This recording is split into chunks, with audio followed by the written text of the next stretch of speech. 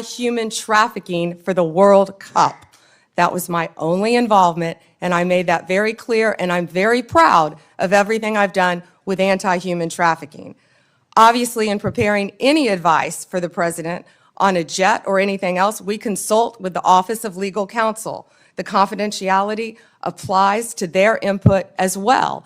And Chairman, if you would approve and vote to approve, as Chairman Grassley said, excuse me, Ranking Member, as Chairman Grassley said, my employees, we would answer your letters a lot faster, yet you're stalling them at every stop. And to go back to your previous question, your city has a murder rate 5 times higher than New York's. 571 homicides last year.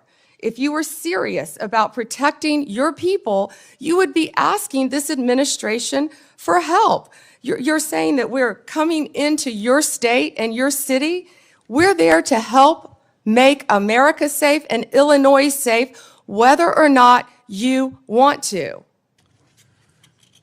I believe cutting federal grant programs to law enforcement in my state and across the nation does not make us any safer, and you've done just that. You've supplanted that decision by sending in National Guard troops to California and other places. That is a situation where the governors have not asked for that help. If you truly wanted to do this on a bipartisan basis, you wouldn't defy a governor, you would work with them. I'm prepared to do that. I'm prepared to work with this administration. But cutting these grants to law enforcement does not make us any stronger as a nation or give us the tools we need to reduce crime in Chicago. Now, I'd just like to ask you, when it came to this Cutter situation, did you consult with the ethics office in the Department of Justice before making your decision on this gift of a jet? Chairman, I didn't gift a jet to anyone. My Office of Legal Counsel provides confidential advice to the president, to the White House, period. And you're conflating two issues. Cutting grants, I was very clear about what grants we've cut and what grants we haven't, only 7%. And if you have a grant in Illinois that you think that I've cut that is not that is protecting law enforcement officers or your people, you personally call me and I will work with you to turn that grant back on. I think many of the Democrats here can tell you, I have worked with them to turn grants back on. There's an appeal process. Tell me a specific grant that I have turned off in Illinois that would help law enforcement, and I will work with you. But you have not done that. Did you take a look? The National Guard is on the way right now as we speak. Oh, by the way, so is Director Patel and Deputy Attorney General Todd Blanche. You're sitting here grilling me, and they're on their way to Chicago to keep your state safe. Madam Attorney General, it's my job to grill you. The investigation of your agency is part of my responsibility and this committee.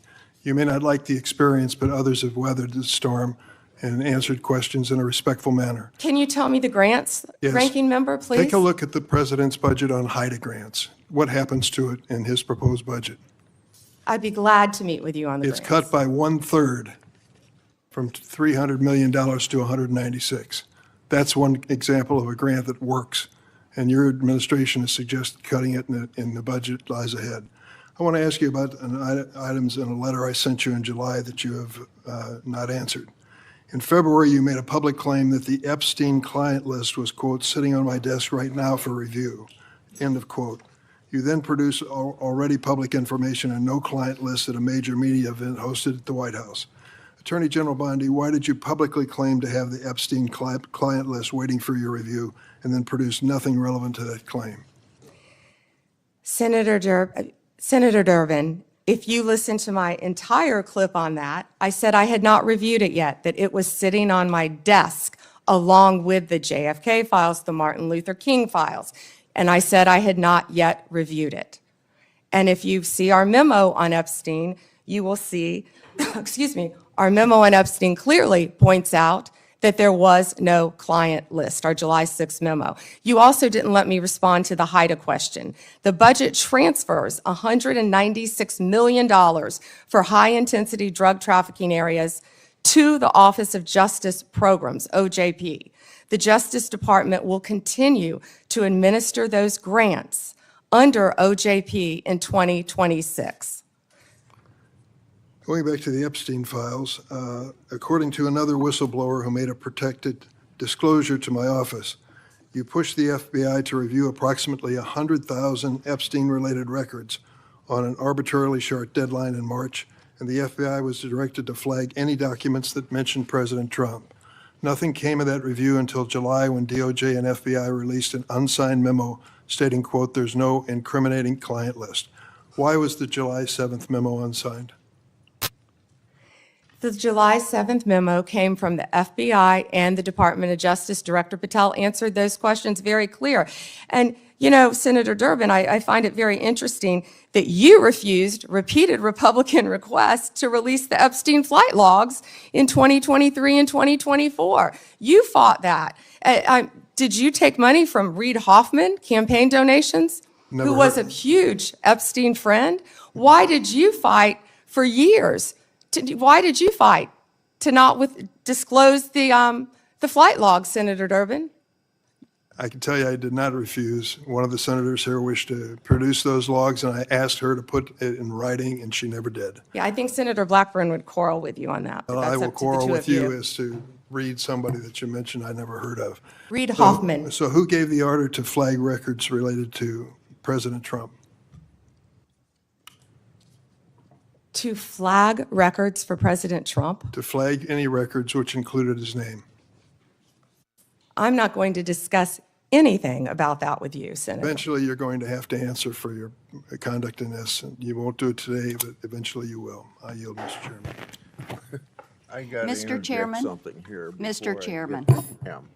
Mr. Chairman, since Senator Durbin referred to me, I would really appreciate the opportunity to correct the record. Proceed. Because Senator Durbin knows I repeatedly asked for those flight logs. I brought up the subpoena. You even shut down the committee because you didn't want that, and you know I submitted that in writing, and you continue to misrepresent that, and I am not going to let that record stand. Okay, Mr. Chairman, go ahead, Senator Durbin. I just want to make it clear that the reason the committee business ended was that your side invoked the 2-hour rule. Point number 2 is I asked you if you wanted any documents like flight logs to put it in writing. You never did. Yes, sir, I did, and your staff knows that I did. No, We'll submit, once again, Send me a copy of the that, please. information to you. We've done that several times, but we'll be happy to, once again, I send it to disagree. you. I think your staff doesn't show that to you. Well, as I started to say about the emolument clause, and Democrats bringing that up in regard to Qatar, back in March of 2016, they didn't care anything about my bringing up the emolument clause in regard. I wrote to the Obama Justice Department. That letter was based on Secretary Clinton's 2009 to 2013 financial disclosures when she was Secretary of State. Those disclosures showed that her husband participated in at least 62 events with foreign states. Some of those were speaking events with connections to foreign governments, and some speaking events were financially supported by foreign governments. 2 examples, Bill Clinton received hundreds of thousands of dollars for appearance sponsored by Middle Eastern governments. Bill Clinton also received $200,000 for a speech connected to the Chinese government, and I don't recall getting any help from my Democrat colleagues on that investigation. Senator Graham. Good morning. Good morning. Thank you. So I want to make sure I got this clear. If a Democrat or a Republican senator has a problem with a grant that's been canceled or reduced, you would be glad to talk to them. Yes, Senator, and I have been doing that as well. There have been Democratic members who called you, They have spoken to my office, yes, Senator, and you've tried to respond. on either side of course, if it has anything to do with law So- enforcement or victims, And that includes Senator Durbin. If he's got a problem, he can call you and you'll try to respond. absolutely. Thank you. How many illegal immigrants are in Chicago? Ooh. Does anybody know? I do, countless. What we have seen since January 20th, Senator Graham, is a 1,000% increase in violent attacks against our ICE officers. Right. But I just want to know, is there like 10 or 100,000? Does anybody know?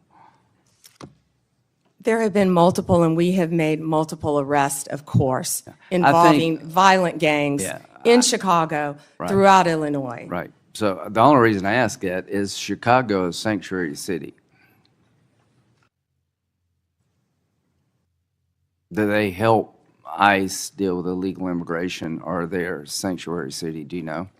They are not cooperating, and I would ask that, I wish Senator Durbin would condemn the governor for not cooperating with our law enforcement officers. The only reason I mention this, if you're a sanctuary city, any place in the country, you're making it difficult for the rest of us. Because word gets out, if you get to a certain city, maybe Chicago being one of them, that you're home free, and that just encourages more illegal immigration. Do you deal with that? Agree with that? I do, Senator Graham, and can I add something to that? Sure. Please. One of our biggest wins was against the Sinaloa cartel, and that came in Chicago. The state of Illinois has a trust act, which prevents local law enforcement from cooperating with our federal immigration authorities. And that's what I was trying to talk to Senator Durbin about. On September 15th, our partners at ICE arrested an illegal alien from Mexico for beating a 21-year-old man to death. He had been imprisoned in Illinois prior to the murder and was released under Illinois' Trust Act. We filed multiple lawsuits in Illinois for sanctuary policies, specifically in-state tuition for illegal aliens and obstructing employers from verifying citizenship. You can't make this up. On September 5th, a federal grand jury in Chicago indicted a major Sinaloa cartel boss, narco-terrorism, guns, and drug charges. On July 11th, we announced a guilty plea for Ovidio Guzman Lopez. You may know him as the son of El Chapo, one of the worst narco-terrorists in the world. In the world, In Senators. Chicago. In Chicago. In Chicago. He entered a guilty plea to drug conspiracy and 2 counts of knowingly engaging in a continuing criminal enterprise in the state of Illinois.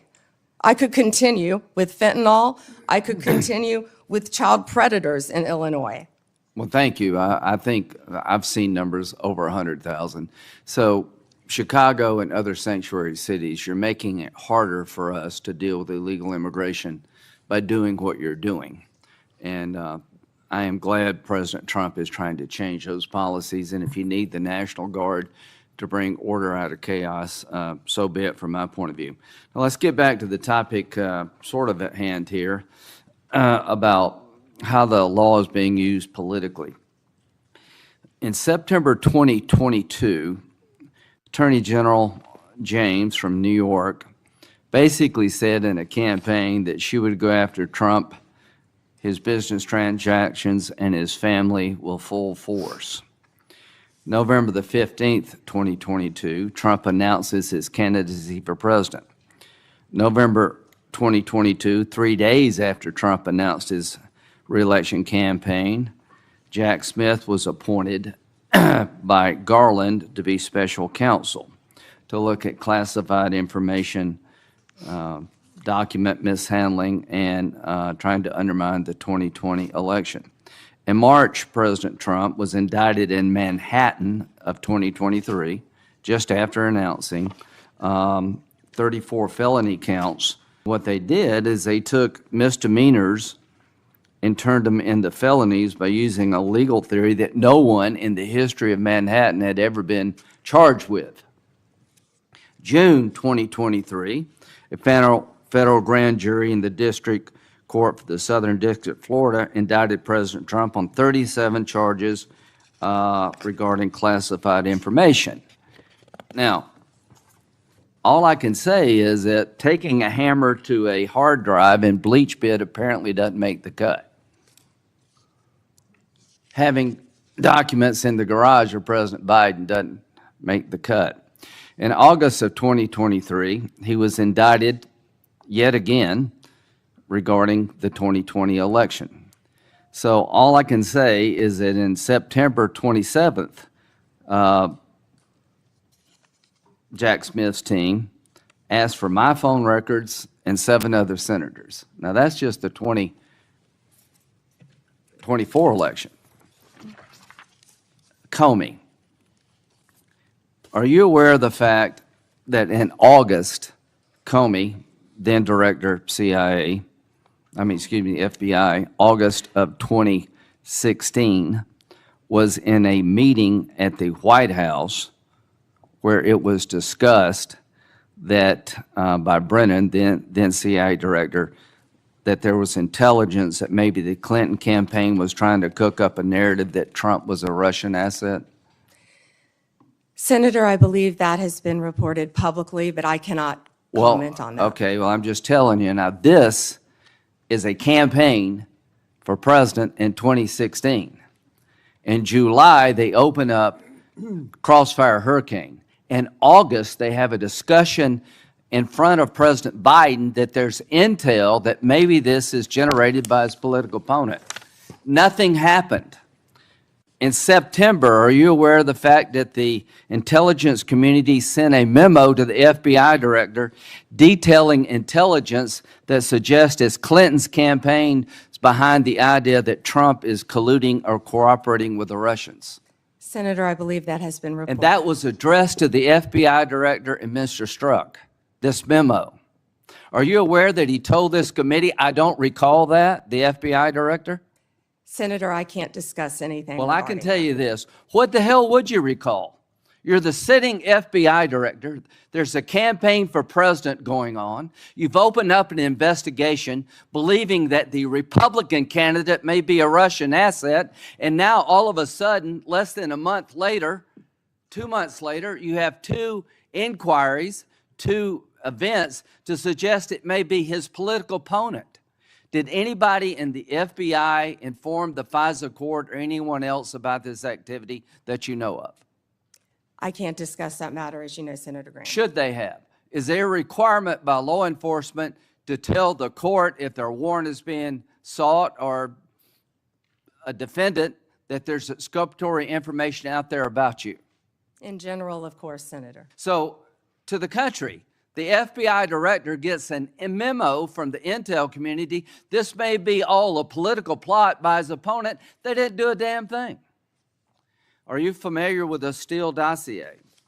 Yes, Senator. That was a dossier prepared and paid for by the Clinton campaign. Are you aware that it was that document was used to get a warrant on 5 different occasions against Carter Page, an American citizen? Yes, Senator, and that has been Are you reported. aware of the fact in February 2017, after Trump is president, the person who gave Christopher Steele the information, the Russian guy, told the FBI, the information I provided you was all bar talk, hearsay, and not reliable. Are you aware of that? Yes, Senator. Was there ever an effort by the FBI to tell the FISA court about evidence that the man who helped prepare the document retracted his statement? I can't discuss that, Senator. Should there have been? Can't discuss that. You wonder why we're looking at Comey? Give me a break. Why are we looking at Comey? Because he ran an FBI and personally knew about exculpatory information and let it slide. How in the hell can 2 FBI agents interview a man who says the document you're using against a sitting president to suggest he may be a Russian agent or Carter Page that is now no longer reliable? How does that not get to the court? Can you tell me how that doesn't get to the court? You can't, can you? I can't, Senator, and I Can can't you tell me discuss it. why my phone records, when I'm the chairman of the Judiciary Committee, were sought by the Jack Smith agents? Why did they ask to know who I called and what I was doing from January 4th to the 7th? Can you tell me that? No, Senator, and there were 8 senators in total. Do you think that was an abuse of power? Senator, I cannot discuss whether there is or is not an ongoing investigation. If I may add one thing, they also wasted $50 million on what you just described, trying to put President Trump in jail prior to the election. Before Senator Whitehouse, I want to introduce into the record what is called the Durham Annex. The annex is a declassified appendix to John Durham's report about Crossfire Hurricane. The Durham Annex contains information exposing a reported Clinton campaign plan to falsify and tie President Trump to Russia. For years, I've fought to assemble and publicize all the facts surrounding Durham investigation, Crossfire Hurricane, and related matters. The Durham Annex was declassified as a large part because of Attorney General Bondi. Mr. Chairman, Yeah, may I ask you a question? if I can answer it, yes. Go Thank you, ahead. Mr. Chairman. Are you going to hold a separate hearing on your whistleblower account of the FBI investigation of 8 United States senators? I think we need, my answer to your question is, I think we need to wait until we see what the FBI can report and whether it's necessary to have a hearing. Right now, I haven't ruled one out, but I haven't made a decision. And what year do you think that will happen in? I want the FBI to be a thorough investigation of it and report to us what information they can give us, and I don't know how long that'll take them. With respect, are you giving them a certain period of time? I have not given them a certain period of time. I'll discuss that matter with my staff and see if that needs to be done. Okay, if civil suits are filed against the perpetrators at the FBI, will that facilitate your investigation? Well, what's the question again? If the 8 senators who were spied upon sue the hell out of the Department of Justice and the perpetrators involved, will that facilitate their investigation and/or yours? I guess what I'm getting to is, I don't understand why we don't have a separate hearing. I find this breathtaking. Yeah. It's just been 24 hours since the FBI investigated on it. Please give me an opportunity to sort through all this. Fair enough. I just don't want to wait 24 years to get an answer. Yeah. We do have an active investigation going on through my staff. I want to make that very clear. Mr. Whitehouse, or Senator Whitehouse. Thank you, Chairman. Ms. Bondi, good morning. Good morning. What became of the $50,000 in cash that the FBI paid to Mr. Holman in a paper bag, evidently?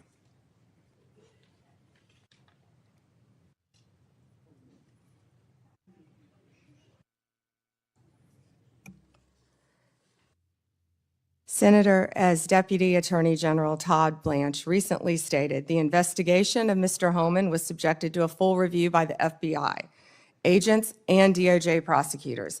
They found no credible evidence of any wrongdoing. And that was not my question. My question was, what became of the $50,000 in cash that the FBI delivered, evidently in a paper bag, to Mr. Holman? Senator, I'd look at your facts.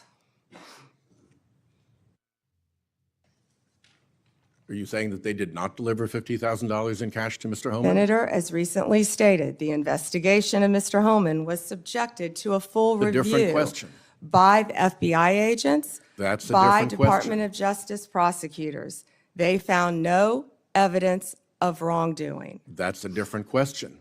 What became of the $50,000? Did the FBI get it back? Mr. Whitehouse, Senator Whitehouse, you're welcome to talk to the FBI. The report to you, can't you answer this question? Senator Whitehouse, you're welcome to discuss this with Director Patel. Did Holman keep the $50,000? As Deputy Attorney General Todd Blanche recently stated, The Okay, investigation never mind. of Mr. Never mind. Holman I can was see I'm not going to get a the straight full answer from you to review a very simple by the question. FBI agents and the DOJ. Do They you found know- no credible evidence of wrongdoing. You know, you're very concerned about money and people taking money, and Do you you rail know- against wait a dark second, money. wait a second, wait a Yet you second, work with dark wait a money second. groups all the time, Senator Wait a Whitehouse. second. Did you know whether or not in that investigation they looked at whether the $50,000 payment to Mr. Holman was declared by him on his tax returns?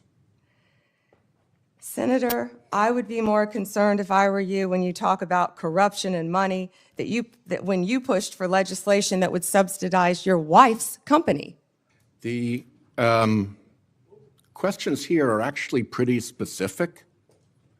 So having you respond with completely irrelevant far-right internet talking points really is not very helpful here.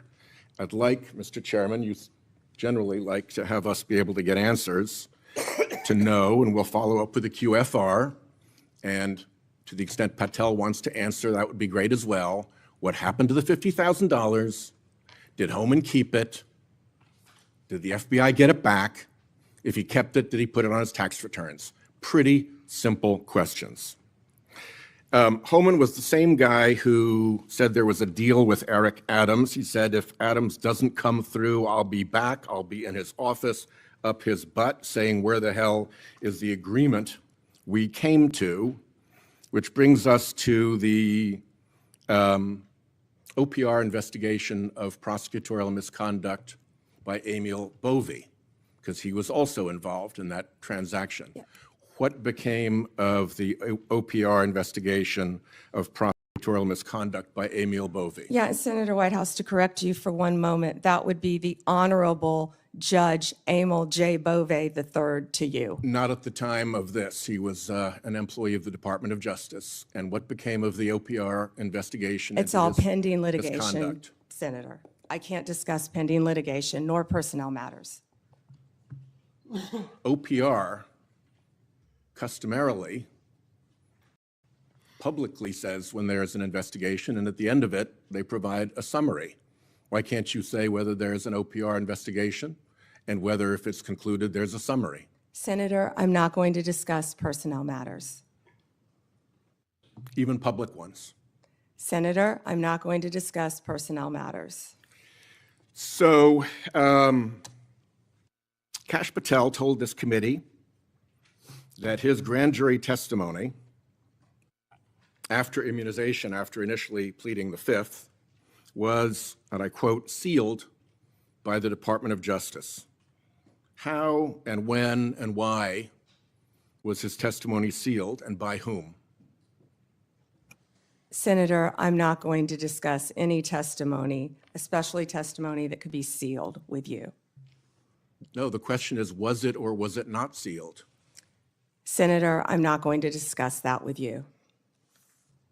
Well, he also said that he worked with the Department of Justice to have his transcript released publicly. How and when was his transcript released? Presumably, if he released it publicly, that's something you can discuss because it's public. Well, Senator, I believe you discussed that with Director Patel.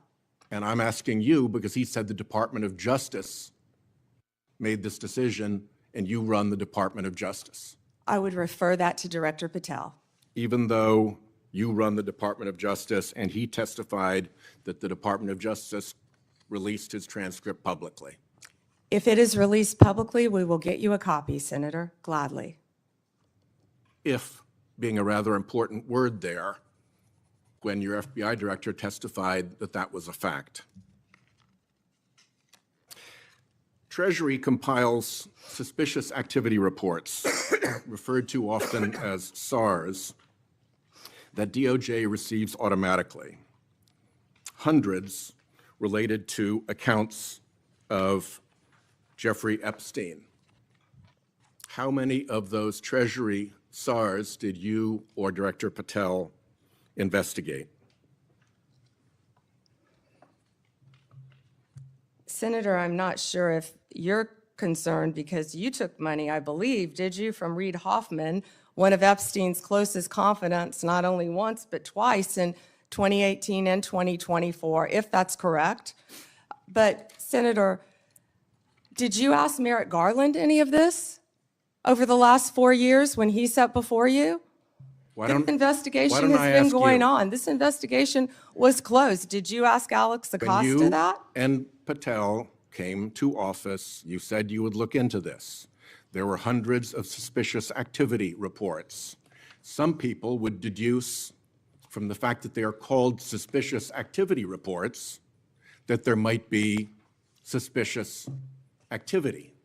And yet you seem to have looked at 0 of those suspicious activity reports involving Jeffrey Epstein accounts.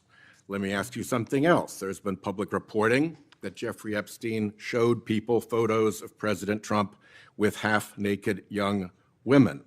Do you know if the FBI found those photographs in their search of Jeffrey Epstein's safe or premises or otherwise? Have you seen any such thing? You know, Senator Whitehouse, you sit here and make salacious remarks, once again trying to slander President Trump left and right, when you're the one who was taking money from one of Epstein's closest confidants, I believe, I could be wrong, correct me, Reid Hoffman, who was with Jeffrey Epstein on multiple occasions. And the senator sitting right next to you tried to block the flight logs from being released. Yet you're grilling me on President Trump and some photograph with Epstein? Come on. The question is, did the FBI find those photographs that have been discussed publicly by a witness who claimed Jeffrey Epstein showed them to him? You don't know anything about that? Okay. Here's what well, no, we cut to something else. The Marshal Service is supposed to protect our federal judges. I have asked repeatedly for the Marshal Service to let me know if they are investigating or being inhibited from investigating whether or not there is orchestration of threats against federal judges, whether under either conspiracy laws or racketeering enterprise laws or aiding and abetting laws, whatever. But as you know, there's the person who says the threat, and then there may very well be somebody orchestrating the threat behind them. Is the Marshal Service allowed to investigate orchestration of threats, and do you know if they've taken one step to do so? May I answer the question, Chairman Grassley? The time has expired. I think it's the convention of the committee that if I've started my question in my time, you may answer the I question. was asking the chairman. Okay, before I go to Cornyn. She wants to answer the question, Chairman. Oh, please go ahead. I thought you said you didn't want to answer it. I'm Yes, sir. sorry. Thank you. Senator Whitehouse, I would be happy to sit down with you regarding any threat to any federal judge in this country. We take threats very seriously. I will set a meeting with you, with Director Serralta of the U.S. Marshals, and I will be there. And we will talk about any threats on federal judges. Including who orchestration. threatened them or who orchestrated them. Bingo, thank you. Okay. Before Cornyn speaks, I get kind of amused about my Democratic colleagues bringing up Treasury suspicious activity reports regarding Epstein. When Senator Johnson and I issued our Biden family reports in 2020, we used information from these very same type of documents. And you know what? We were criticized by our Democratic colleagues for doing so, and for years they ignored the evidence of the Biden family criminality. I don't think my colleagues can have it both ways. Senator Cornyn. General Bondi, 6 out of 10 Americans say they live from paycheck to paycheck. And I'm sure that includes a lot of federal employees, Border Patrol, FBI agents, people who support them, frontline prosecutors. Do you find it somewhat inconsistent that our Democratic colleagues claim to support law enforcement and the rule of law, but yet they vote to deny those same individuals the pay which they've earned? Yes, Senators, our law enforcement agencies, DEA, ATF, FBI, U.S. Marshals, and all the other federal agencies, Homeland Security, Treasury, all the agencies, all of my federal prosecutors, all of our employees are working tirelessly, national security, around the clock to keep this country safe and to keep this world safe. Yet, the Democrats voted to shut the government down, and they are out there working without a paycheck, with families at home, risking their lives every single day. Thank you for pointing that out, and thank you for caring, Senator Cornyn. So let's get back to some basics. The Constitution of the United States is the supreme law of the land, is it not? Yes, sir. Applies to all Americans, the entire country. Federal law, likewise, applies to the entire nation, does it not? Yes, Senator. And so when federal law enforcement agents go to cities like Chicago to enforce federal law, they are acting within their authority, are they not? Yes, Senator Cornyn. So on what legal basis would a governor or a mayor say, we're going to deny or prevent a federal law enforcement agent from enforcing federal law? What would be the legal basis for them to do that? You know, Senator, there's not one. And as I stated, there were 571 homicides in Chicago last year. And that's why right now, Director Patel and Deputy Attorney General Todd Blanche are on their way to Chicago. I've been to Memphis. They're in Chicago right now to protect the people of Illinois. And what Senator Graham, the point he was trying to make earlier, was that when you don't cooperate with law enforcement, if I was a TDA member, if I was a Sinaloa cartel narco terrorist, you know where I'd go? Chicago, because they're not enforcing the law.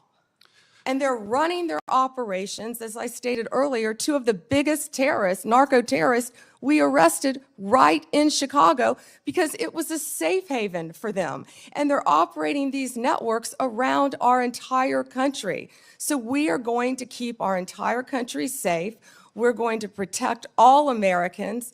If these senators aren't going to vote to open our government, to let these people, our people, work with paychecks, they're going to do it anyway, whether or not the locals are cooperating with them. We're going to be there protecting all Americans in this country, Senator Cornyn. I find it, the comparison between the nation's, Washington, D.C., here in the nation's capital, where the mayor has welcomed the federal law enforcement agents, which as I travel around the city, are providing a level of deterrence against crime that I have not seen before. And Washington, D.C. happens to be one of the most dangerous metropolitan areas in the country. So seeing what the response has been by local officials here in Washington, D.C., seeing how the public here who visits here as tourists from Texas and elsewhere, how they're welcoming this federal law enforcement presence, it strikes me as a stark contrast between what we've seen in places like Chicago. And I just don't understand how elected officials who are sworn to uphold the law and the Constitution of the United States could take the position that, no, we don't want a safer community in our major cities that have a high level of crime like Chicago. Doesn't it strike you as bizarre? Senator Cornyn, I don't understand it either, because we've been working hand in hand right here in D.C. with Mayor Bowser. She has been an incredible partner at making D.C. safe again. We've been working with her. We've been working with the police chief. We've been working with their staff, and the numbers speak for themselves. 3,156 arrests, 294 illegal guns seized. I think the number's probably higher today. Carjackings down 87%, violent crime down 45%. Right here in the nation's capital. I've been out there countless times before they go out on the streets, and I'm watching the DC Metro Police. I'm watching them with the Transit Authority Police, who of course keep our metros safe. I'm watching them with our DEA, FBI, ATF, U.S. Marshals, Treasury agents, and HHS has even provided doctors out there to help the team. And what they are, they're a team, and they are working hand in hand.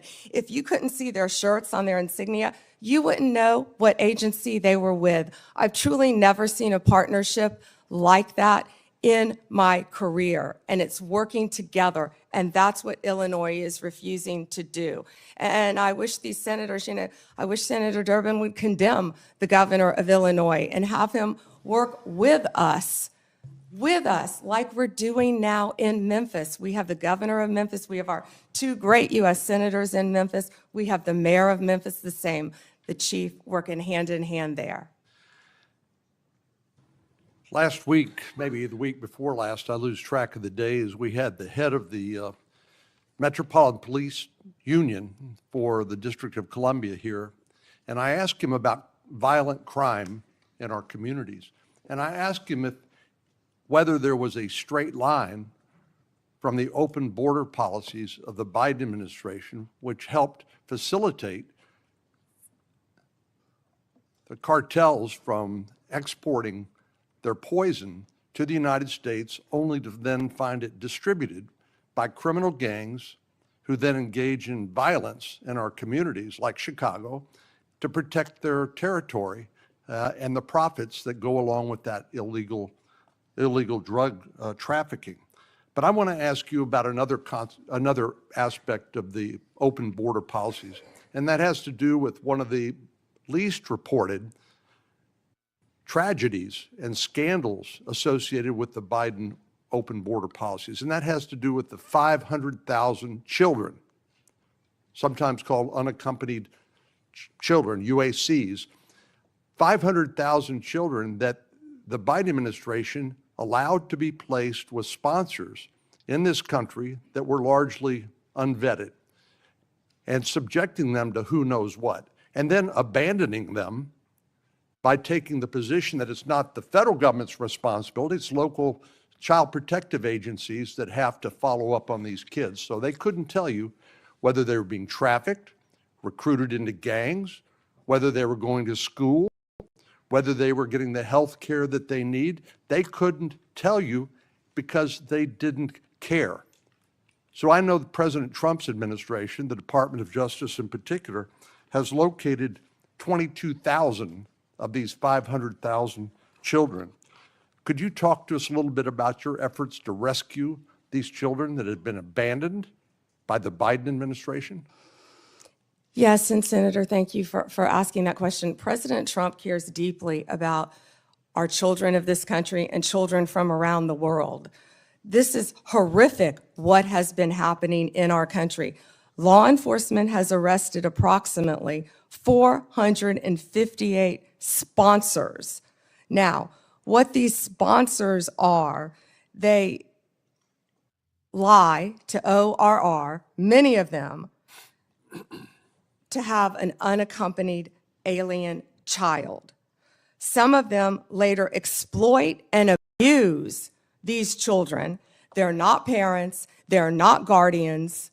They're coming into this country, they were coming into this country without any ramification across the Mexican border until Donald Trump became president again, and that's when it stopped.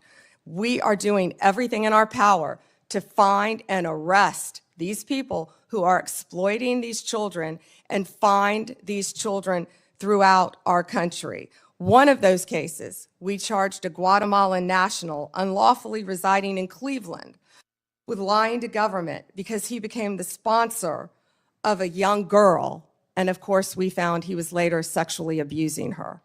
That's one of many cases, Senator Cornyn, that I can talk about. And Donald Trump will not rest until all of these sponsors are found and these children are found and protected.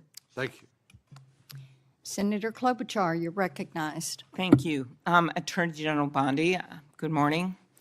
I'm going to start on a different subject. Good morning. On behalf of families in my state. And I wanted to thank the FBI and the local justice officials in Minnesota, the U.S. Attorney's Office, for the work that they did catching the murder, in the horrific murder of my friend, Speaker Melissa Hortman, and her husband, and the shooting of Senator John Hoffman. Just last month, my state was again shaken to its core when a mass shooter attacked Annunciation Catholic Church in Minnesota, shooting through the stained glass windows, injuring 21 people, including 18 kids, killing little Fletcher, little Harper, an 8 and a 10-year-old, murdering them when they're in mass praying, 12-year-olds protecting 8-year-olds. I know we've spoken about these tragedies, and we both agree that the Kirk has no place in our politics or in our democracy. In 2018, after the Parkland shooting, you were Attorney General, and there was a bill called the Marjorie Stoneman Douglas High School Public Safety Act. And the bill banned bump stocks, enacted red flag laws, and raised the minimum age to purchase a firearm in Florida from 18 to 21. And you actually defended the law in court from a challenge from the NRA. And we know that I'm in favor of an assault weapon ban, period. I look at these bills and I think, does this hurt my Uncle Dick in the deer stand? We have a proud tradition of hunting in Minnesota. I don't think they do. But as I talked to Director Patel, and he told me in the chair you are sitting in right now, that assault weapon bans could prevent future attacks. I talked to him about better background checks, about red flag laws, and then that perhaps we could find common ground on what actually happened in Florida, which would be to at least change the minimum age for purchasing assault weapon, because we've got 18 to 20-year-olds commit gun homicides at over triple the rate of adults 21 years and over, even though that wouldn't helped in Annunciation Church because he was a few years older. She was a few years older. But as you know, the shooter at Parkland was 19 years old, and the shooters in Buffalo and Uvalde were both 18 years old. So given your efforts in Florida, do you agree that at least raising the age for purchasing assault weapons could reduce the number of these shootings? Senator, first, that's pending litigation, and I can't discuss that at all. The 21 is pending litigation. I cannot discuss In that. Florida? But if I could go back I really the didn't know 21 this. age is pending litigation. I can't discuss that. But Senator, back to what you said about what happened in Minnesota, there is no place for that. And I believe I spoke to you after that horrific, those murders. And I'm so sorry that happened. And all of my federal agencies were partnering with state agencies, working hand in hand in Minnesota. What I can tell you about the Second Amendment is this is the most pro-Second Amendment DOJ in American history, as you know. But we want to keep guns, as you said, where they should be, in the hands of law-abiding American citizens, while keeping them out of the hands of criminals and gangs. Since January 20th, the ATF and FBI have seized more than you gave these 30,000 illegal guns. I have 10 minutes. and 30,000, You have Senator given these Klobuchar. statistics, and I truly appreciate those statistics. But what I was just trying to get at was something where maybe we could find common ground on a bill that you actually defended in court in a state, which Director Patel seemed open to, and that was looking at, could we at least raise the age to 21 of the purchase of an assault weapon federally, while states look at banning these weapons overall, given these little babies that this gun is used to kill. So we can talk about it later, but that was my question, and you don't want to answer it. 'cause No, of it's pending litigation, Senator. Okay, but your views on this is not pending litigation. So I want to get to the independence of the Justice Department. At your nomination hearing, I specifically asked you to provide assurance to every member of this committee that the Justice Department will only follow the facts and the law, and the White House will play no role in the cases investigated or brought. You stated in response, this was you, politics will not play a part in my decisions. And you also said the Justice Department must be independent and must act independently. Do you believe that you have upheld that commitment? I absolutely have upheld that commitment, Senator. I pledged that I would end the weaponization also of the Justice Department, and that America would once again have a one-tier system of justice for all. And that is what we are doing in this country. We saw this with the president directing an investigation prosecution of Chris Krebs, the former head of cybersecurity, Lisa Cook, who is a current governor of the Federal Reserve, Director Comey. And the president, and I know you have said that you will not discuss discussions you've had with the president about Comey. Is that correct? That you won't testify here about that? Because I was going to ask you if you received advice, instruction, or request from anyone at the White House to direct the department to engage in any investigations, prosecutorial actions, including decisions not to investigate or prosecute anyone. I'm not going to discuss any Okay. conversations. But then how about the Truth Social post on September 20th, 2025, in which the president said, "We can't delay any longer, Pam," using your name, "not bringing criminal charges are killing our reputation," his words, "and credibility." And then goes on to tell you to prosecute a member of this committee, to prosecute the Attorney General of New York, and to prosecute James Comey. Do you consider that a directive to the Justice Department? Senator Klobuchar, President Trump is the most transparent president in American history, and I don't think he said anything that he hasn't said for years. Okay, it has been reported that you initially pushed back against requests by senior Trump administration officials to push out or fire the acting U.S. Attorney in Virginia, Eric Siebert, who's a conservative Republican, who made the decision that that the evidence was not there to prosecute Comey. What made you change your opinion? I am not going to discuss personnel decisions. Okay. Is it true that the career prosecutors in the Eastern District of Virginia found that there was insufficient evidence to bring criminal charges against former Director Comey? I am not going to discuss pending cases because Comey was indicted in the Eastern District of Virginia by, I may point out, one of the most liberal grand juries in the country. Okay, let's go on to other firings or terminations. Last week, the Justice Department fired at least 2 senior attorneys in the Eastern District of Virginia, including the office's national security chief, Michael Benary. It is reported that his firing came following criticism from a right-wing social media commentator who wrote, "One can only assume he was part of the internal resistance in the Comey indictment." In fact, he did not work on the Comey case. Instead, he was working on pursuing justice for service members killed in Afghanistan. How does firing a 20-year national security prosecutor enhance public safety?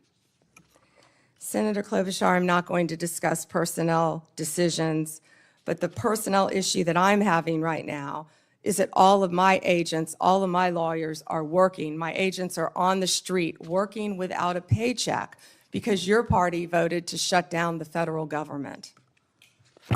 Unfortunately, the House isn't even back here. They're 18 days off the job to even meet with us to come up with a resolution that we would like to discuss with them about saving people's health care. Let's move on to the Antitrust Division.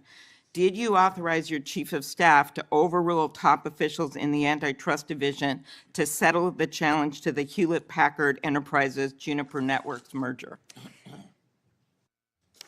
Senator Gail Slater runs my antitrust unit, and she is doing an excellent job on many, many cases.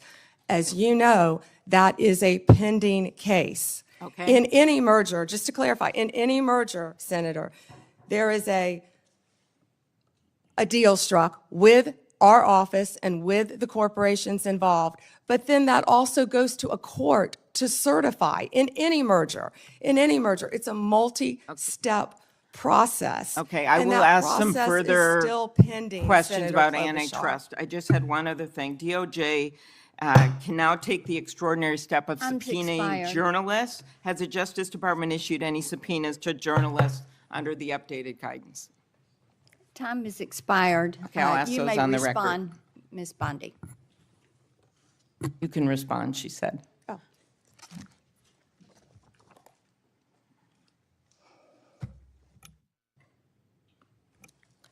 Senator, my office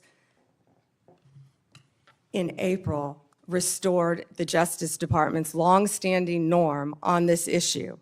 It was AG Garland who had deviated on the media investigations policy, allowing self-identified journalists using this self-serving status as a shield against being held accountable for endangering our nation's security. We have taken that policy back to the norm, and I can't comment on whether we have or have not, or do not have pending investigations. Time is Senator Klobuchar. expired. Senator Lee, you're recognized. Attorney General Bondi, thank you for being here today, and thanks for your service as Attorney General of the United States. I want to start by thanking you for acknowledging a moment ago the importance of protecting the rights of the law-abiding. In a country where there are hundreds of millions of guns, one of the most alarming, not to mention unconstitutional things the government could do is to disarm the law-abiding. It would be unfair, it would be fatal to many, it would be contrary to our constitutional system. I appreciate you standing up for that. I'm also grateful for you standing up for Gail Slater, the Assistant Attorney General over the Antitrust Division. I have full confidence in her, and I can tell you do as well.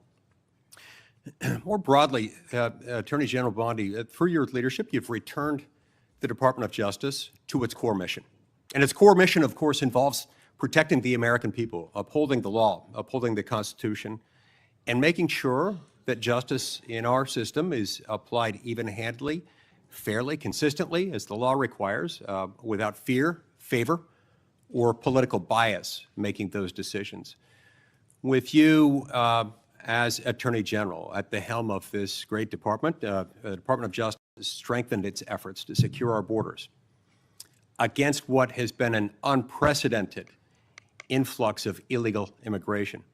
It's disrupted sophisticated networks of criminals, including people who profit immensely and have profited over the last 5 years, roughly, from a massive human trafficking and drug smuggling operation. And it also just demonstrated an unwavering commitment to the safety of American citizens. Your work has sent a clear message to criminal organizations and to criminally minded people everywhere, foreign and domestic. The rule of law in the United States will be enforced, and those who prey on the vulnerable will face especially swift and unpleasant consequences. I'd also like to commend you and FBI Director Kash Patel, Deputy Director Dan Bongino for your collaboration with state and local law enforcement in my home state of Utah in assisting with the prompt apprehension of the shooter in the tragic assassination of Charlie Kirk just a few weeks ago at Utah Valley University. Your leadership has helped reaffirm that the Department of Justice exists to preserve the rule of law, to protect the peace, the safety of the American people, and ensure that our constitutional republic endures for many generations to come. Now, due to the open border policies that we had in the previous administration, a number of individuals, a number that is unknown and unknowable, but that is estimated to be in the many millions, somewhat estimated at the low end, be in the 10 million range. Others say more like 15. Others say it's more than that. But this unknown and unknowable number of individuals came across our border illegally. And an unknown number or percentage of those people are individuals who pose significant security risks, including some who are suspected terrorists. They were all allowed to enter the United States without proper vetting, in many cases without any vetting at all. What progress have you made so far, Attorney General Bondi, in solving some of those issues related to the illegal immigration of an estimated 10, 15 million, maybe more, over the last 4 years? Senator Lee, we are working hand in hand with Kristi Noem, of course, the Director of Homeland Security. She has been doing an incredible job. All of our agencies are working in partnership with them at the direction of President Trump. He ran on the promise of making America safe and closing our borders, and that's what he did on day one. He has also declared many of these transnational gangs as terrorist organizations, which is exactly what they are. They have been coming into our country from Mexico, from Venezuela, from other countries. They have been setting up shop right in our country. They are narco-terrorists, and it is going to stop, and it is stopping under his watch. Our task forces are working hand in hand with Homeland Security. Director Patel, Deputy Director Bongino have been going non-stop to make America safe again. That's not just a slogan. That's protecting everyone in this room. That's what we're doing as a country. We don't care if you live in Chicago. We don't care if you live in Florida. We don't care if you live in Utah. President Trump wants everyone to be safe, including right here in Washington, D.C., and that's what he's been doing. Not only that, Senator Lee, the surge, I'm sorry about my voice, the surge of drugs in this country has been horrific over the last 4 years. DEA they have seized 4,500 kilos of fentanyl powder and 50 million fentanyl pills, which I said earlier represents 370 million deadly doses of fentanyl.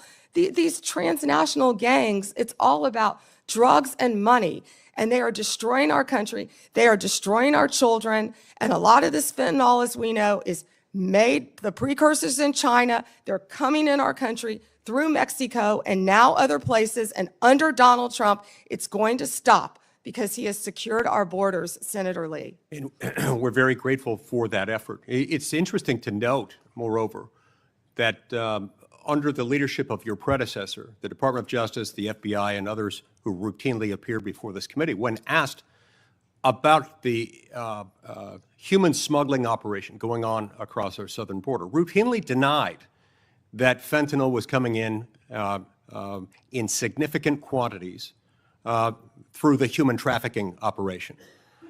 They stated never with any evidence, never with any ability to back it up, to prove this was the case, that these things were coming across the points of entry through vehicles, through trucks, and otherwise. We know that not to be true, and we appreciate your work in exposing that. Now, in recent months, going along with this law enforcement effort, there's been a disturbing trend.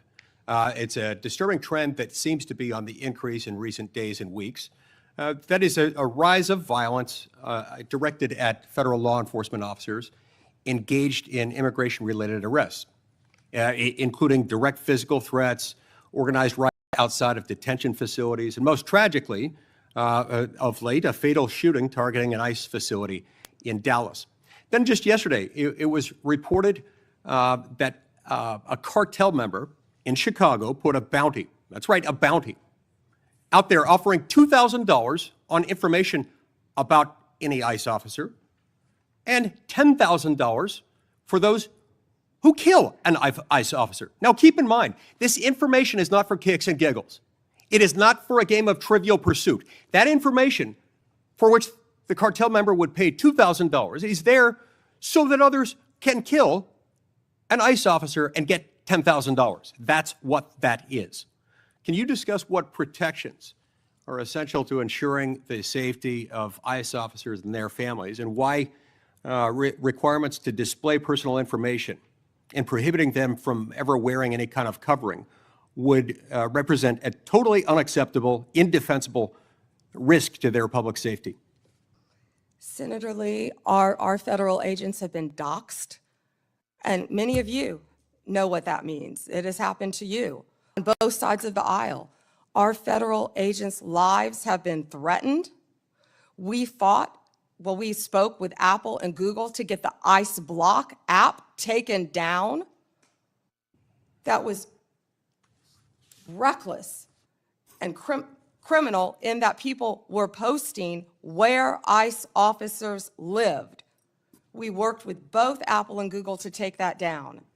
It's stunning, I would add here, that it took as much work as it did by you to get them to take that down. Remember, in the days following January 6th, they took down all kinds of things, including a social media app called Parler, based on very thin evidence that was later largely rebutted, suggesting that people had been manipulating Parler in order to plan the January 6th attack.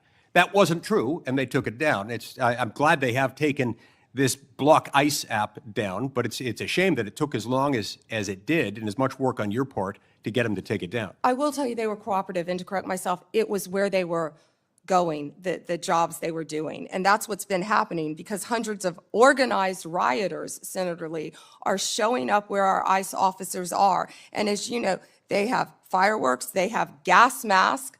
You know, they don't want our officers to be protected with their identity, yet they're wearing gas masks, they're wearing goggles, and they're So it's okay ramming for them to cars. be safe. It's okay for Antifa to be safe. It's okay for those doing the bidding of international violent drug cartels to be safe. But heaven forbid, our ICE officers should be safe. Thank you, Senator Lee. Time has expired. Senator Coons, you're recognized. Thank you, Senator Blackburn, and thank you to the committee for holding this oversight hearing. And Attorney General Bondi, thank you for your service and for being with us. I want to start with an area where I think we have a lot to agree on. In May, your Bureau of Prisons issued a directive to expand the availability of home confinement. The directive said it was rooted in the principle of smart, fair criminal justice reform, and explained that smart reform and public safety can go hand in hand, and that second chances are not just possible, they're necessary for a justice system worthy of the American people. There's more to do to implement this directive, but I appreciated the BOP's recognition of these principles. Could you briefly speak further about the work BOP Director Marshall and Deputy Director Smith, himself a former inmate, are doing with regard to reform, and what opportunities you see for us to do more? Thank you, Senator Coons. And you have been a champion of that, and we believe in second chances. As a career prosecutor, I know that most people, even violent criminals, are going to be locked up and then they're going to be released. And that's why we need everyone to be a productive member of society. I believe in halfway houses, and that's part of what the First Step Act did. It gives people a second chance at life, and that's what Billy Marshall and Josh Smith have been doing, working hand in hand at the Bureau of Prisons. I talk to them constantly, and they are working so hard. In fact, they inherited a dysfunctional and neglected agency, and they are taking, despite more than $450 million being appropriated between 2019 and 2024, we found that funds had been diverted away from the Department of the Prisons, the Bureau of Prisons. And so they are doing everything to create more halfway houses and to give inmates everything they need to be successful upon release, but also by keeping America safe. And I just learned from Billy Marshall, we just made an incredible case that someone, I believe the case was in Texas, one of our federal prisons, no one was monitoring this. And there was someone who was caught with a drone dropping off recently cell phones, Yep. paraphernalia, Let me follow up on that point, if I might, Attorney many General. things that could cause violence within our prisons and allow criminal cartel networks to function within our federal prisons. And that's what a lot of this money is going for, to make our prisons safe within and so these criminals cannot function while they are in prison. But one good thing I can also add is we have given inmates, I think we've over doubled the amount of minutes they can have on their phones so they can talk to their family members, because we believe that is important. One of the challenges federal probation officers face is massive caseloads. And I am about to introduce, hopefully reintroduce soon, a bill with Senator Lee that would improve our federal supervised release system by focusing resources on those who really need to be supervised and providing incentives to reduce oversight of those who've really made progress and who've changed the direction of their lives. It is broadly supported by law enforcement and a variety of policy groups, and I'd love to work with you on that, Madam Attorney General. Yeah, Senator, can I just add, because I just got the numbers. So what we have is $8.7 billion for the Bureau of Prisons, and what that does is it adds 587 correctional officers to help with the things that we just discussed. $95 million for new hires. We have to recruit and we have to retain. We know that's a really tough job to be a corrections officer, and that's why Josh Smith is such a valuable part of that team with Billy Marshall. And I would welcome working with you on that. And President Trump is the one who signed the First Step Act because he believes in second chances. We all do. Thank you, Senator Coons, for that question. One of the things I have been concerned, even upset about, is how early in this administration, at the behest of DOJ, the department cut hundreds of grants totaling hundreds of millions of dollars, many of which serve critical public safety needs, supporting victims, assisting with reentry, violence prevention, including in my own home state. This was literally defunding the police. And I have some concerns about how DOJ is putting at risk public safety by assigning thousands of agents and prosecutors away from drugs, firearms, corruption, violent crime to help ICE arrest people without criminal records. You've indicated a willingness to review any grant that a member of Congress has concerns about, and noted a number of them have been restored on appeal. And I appreciate that willingness to admit some misjudgments or mistakes in some of the many grants that were canceled. But can you assure us this process is going to be fixed going forward so better decisions are made at the start and not just after appeals? And can you assure us that we are not leaving doors wide open for crime and criminality in our communities and over-focusing on arrest and deportation of those without criminal records? Yes, Senator, thank you for that question. And as I said earlier, we are reviewing all the grants, and I believe we have, turned some back on for senators who have called. It doesn't matter what state you're from. If it's a law enforcement grant, if it's protecting victims, let us know and we will work with you. And I'm not sure if we have done any in your state yet, but I would be happy to work with you on that. What I can tell you is there have been, out of the 5,800 discretionary grants that were reviewed, only 376 around the country, 7% were terminated. 225 of the grant recipients have appealed that termination. And so far, we've turned back on 18 of those. 17 appeals have been denied, and the rest are being actively reviewed. If any of you know of any of those that you believe should be turned back on, call me. We don't want to jeopardize anything that's hurting. Please do. And Senator, to go to what you said about the FBI and my federal agencies and being pulled to work on immigration cases, they're working hand in hand because we believe that, we have ICE officers out there, as we just discussed. I don't want to repeat that, who are being harmed. We're going to work with them, and I've directed all of my law enforcement agencies to work with ICE to make sure they're safe in Chicago, to make sure they're safe in Memphis, to make sure they're safe right here in Washington, D.C., but also at President Trump's direction. We are not stopping the core function of what we're doing, and that is fighting violent crime. And I think Director Patel made that very clear with all of the arrests that our FBI have been making on violent criminals. And, there's so much that we can't talk about here, but if any of you are on the Intel Committee, we are fighting terrorists around this country every single day. Our lawyers are shut down right now. They're not getting paid, but crime is not stopping.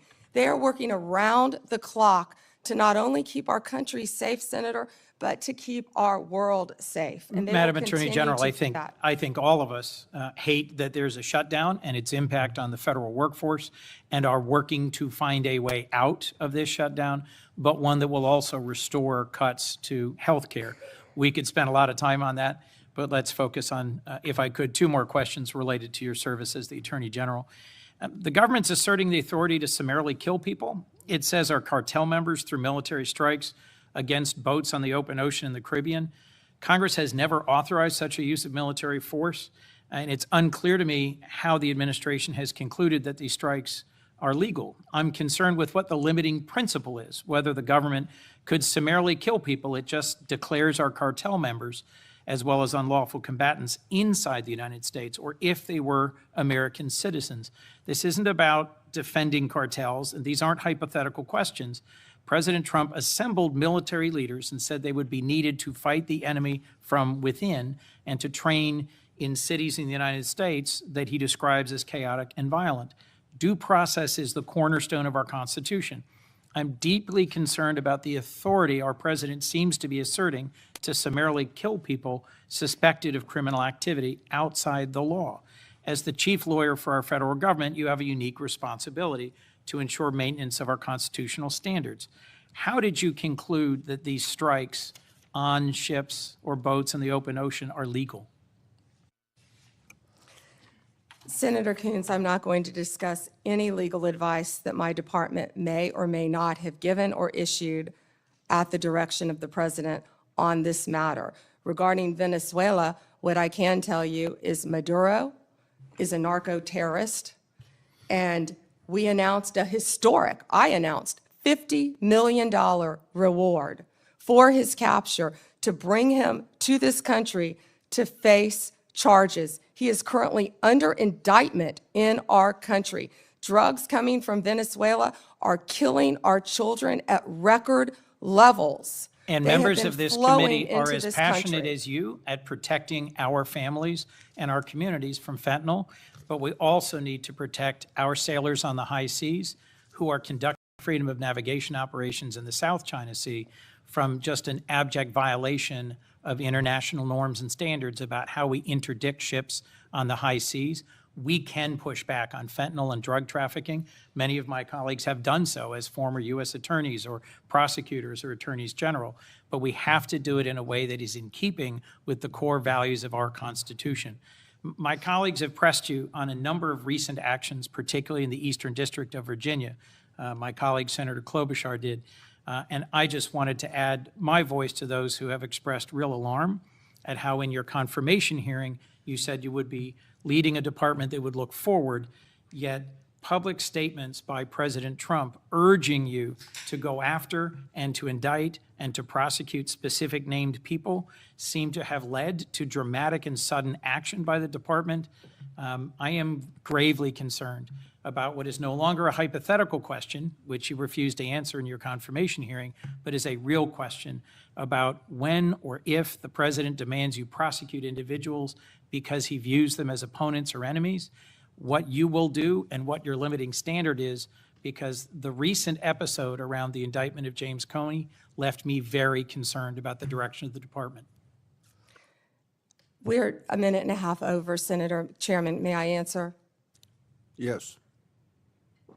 Senator Coons, as you have stated in the past, no one is above the law. And James Comey is a pending case right now. It's a pending indictment. He was indicted by one of the most liberal grand juries in the country, by our U.S. Attorney Lindsay Halligan, right here in Virginia. And it's a pending case, so I'm not going to discuss the facts of a pending case. But you can understand the alarm about the circumstances of the indictment immediately following President Trump demanding that you take action to indict and prosecute that specific individual.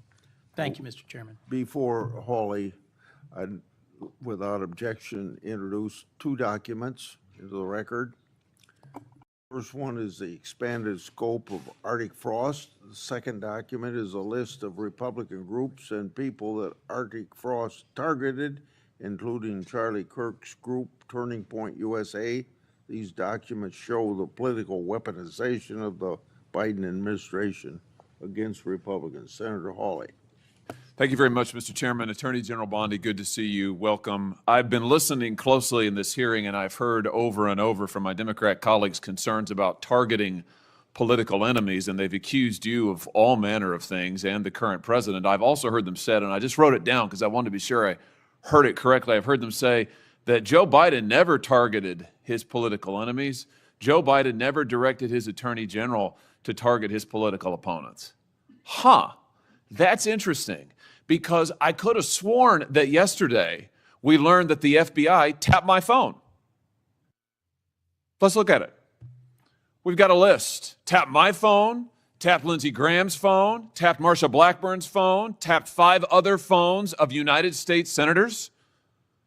Gee, it sure looks like targeting political opponents to me, and yet I haven't heard a word from that side of the dais about any concern whatsoever. We've got nothing but concerns today, but no concern at all for a Justice Department that is tapping the phones of sitting United States senators because who knows why. They don't like them. They're members of the opposition party. They're Republicans. They're conservatives. You've seen this document, Attorney General Bondi. What was going on here? Who ordered this? Who ordered the tapping of the phones of United States senators? Senator Hawley, I cannot discuss the details of that right now for very good reason. You're going to do a thorough investigation into this, I trust. Is that correct? We will be looking at all aspects of this, and I have talked to Director Patel at length about And this. you're going to figure out who was involved in this, who signed off on it, who knew about it. You're going to get to the bottom of all of it. Is it correct? Yes, and I've spoken to Director Patel about it, and he is committed to doing this. Well, I can tell you, we already know many of the details. We already know that this was ordered by the special prosecutor, Jack Smith, who reported directly to the Attorney General of the United States, Merrick Garland. And we know that Jack Smith was on his witch hunt because he was directed to do so by the President of the United States, Joe Biden. Let's just remember. Let's take a walk down memory lane. April 2nd, 2022, the New York Times. Garland faces growing pressure. The Times says as recently as late last year, that would have been 2021, Mr. Biden confided to his inner circle he believed former President Trump was a threat to democracy and should be prosecuted. It goes on to say that the Biden was frustrated with Garland and wanted him to take decisive action against Trump. Here's what we're talking about. Trump, of course, was a private citizen at the time. So he appoints his own hitman, Jack Smith, who goes after the president, former president, who goes after members of this body. You know, the thing about it, though, that really strikes me is that it didn't stop with members of the United States Senate. Did it, Attorney General Bondi? It didn't stop here at all. I mean, just as egregious, maybe more so than tapping the phones of U.S. senators, is this memo that I know you've seen before. Let's just look at it again. This is an FBI memo from the same time period, I might add, from the same time period, in which the Federal Bureau of Investigation attempts to recruit informants into Catholic parishes in this country. So here you have an administration that is activating the FBI against its political opponents and tapping the phones of United States senators. Can I just say that again for my colleagues, for the benefit of my colleagues on the other side of the dais? Tapping the phones of United States senators. This isn't hypothetical. This isn't maybe what will you do in the future. This isn't, oh, gee, can you imagine a situation? This happened. This happened. And this happened, the targeting of Catholics in this country because Joe Biden and his FBI didn't like Catholics who went to a certain kind of mass. I mean, good God in heaven, what is happening to this country? What happened under Joe Biden? Or then how about this, the infamous school board memo, where Merrick Garland, at the direction of the White House, issued a memo activating the FBI's counterterrorism division against parents who attended school board meetings and had the temerity to ask what their kids were being taught. And some of those parents were treated like this. Let's just remember. Let's remember how parents were treated. Treated like this man. That's right. A parent at a school board meeting, I think in Virginia, who was drug out of the school board meeting. He's bloodied there, you can see it. And what was the response of Joe Biden's DOJ and FBI? It was to issue a memorandum saying that people like this ought to be investigated by the counterterrorism unit. And unbelievably, they were. They were. Or how about this? Let's remember Mark Houck and the pro-lifers who were prosecuted for what? For going to a clinic, an abortion clinic, and praying on a sidewalk outside the abortion clinic. This is Mark Houck and his beautiful family at Mass. This man, at the direction of Joe Biden's FBI, this man had an FBI SWAT team come to his door in the early morning hours with his beautiful children there, terrorizing them with weapons drawn. He was then arrested and prosecuted. Unfortunately, a jury acquitted him. This is what was happening under Joe Biden. United States senators spied upon. Former presidents, the political opponents of the president at the time, targeted, prosecuted. Pro-lifers, targeted, prosecuted. Catholics, targeted, prosecuted. 92 conservative organizations put under surveillance, targeted for potential prosecution. Gee, I don't know. Would you call that an example of weaponization, Attorney General Bondi? Do you think that's a fair characterization? Senator Hawley, that is the ultimate weaponization. And weaponization under Donald Trump has ended. It has ended. Harmeet Dillon is running our civil rights unit, and she is doing an incredible job. No longer will parents be targeted. No longer will parents who care about whether their elementary school children have to read a transgender book be targeted and told they cannot have any say in their child's education. That has ended under this administration. People can worship freely, whether they're Catholics at synagogues or Muslims.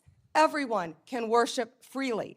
That was the ultimate weaponization. They were targeting Catholics. No longer. They have been targeting so many American citizens throughout this country.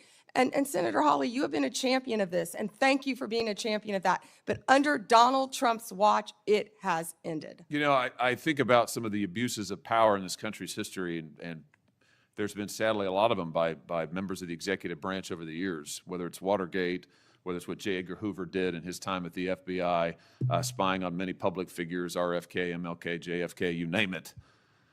And I just have to say, what we now know happened in the last 4 years under this administration surpasses all of that.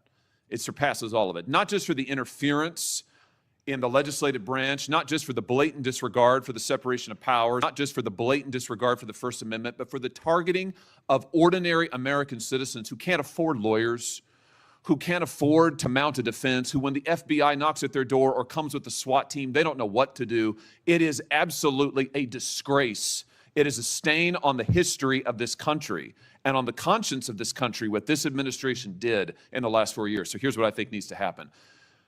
Madam Attorney General, I think we need a special prosecutor to be appointed whose sole responsibility will be to get to the bottom of what has happened in every instance that I have just named. I think we need to know exactly who approved the wiretaps on United States senators, who knew about it, what agents were involved at DOJ or the FBI. I think we need to know exactly who signed off on the Catholic memo, the spying memo, who was involved with it, how far did it go. I think we need to know exactly who authorized the prosecution of Mark Houck, who terrorized pro-lifers and tried to intimidate them. I think we need to know that, Mr. Chairman, this committee needs to do oversight hearings. We need to have thorough hearings into what has happened these last 4 years and this abuse that has now just been uncovered, because we have to ensure that it stops.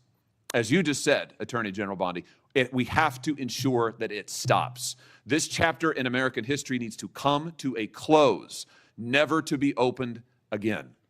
The use of the most powerful law enforcement bodies in the world against ordinary citizens and political opponents must end once and for all. And we have a chance to do it, and it needs to be done with a thorough investigation, full transparency, and those who violated laws need to be prosecuted. I thank you for what you're doing, Attorney General Bondi. I hope that you will launch a thorough investigation. I hope you'll appoint a special prosecutor. Mr. Chairman, I hope we'll hold hearings. And with that, I yield. Yeah. Before I call on Blumenthal, I want to, without objection, introduce into the record a document that General Bondi helped to declassify. The document is a Ray FBI analysis of Nellie Orr's false statements to Congress. or never suffered consequences for advancing this phony Trump Russian narrative and attempting to cover up her involvement in the hoax with false statements.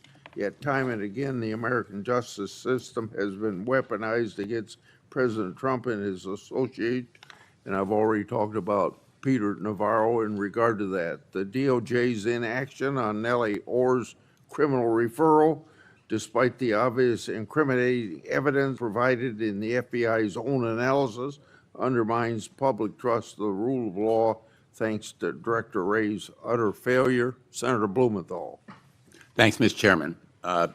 Just so the American people understand, this issue of weaponization of justice goes to the core of the integrity of our criminal justice system. And I think we can all agree that no individual, no group should be targeted simply because they are a political opponent or because the President of the United States has some personal animosity toward them. You've just said that President Trump is the most transparent president in history.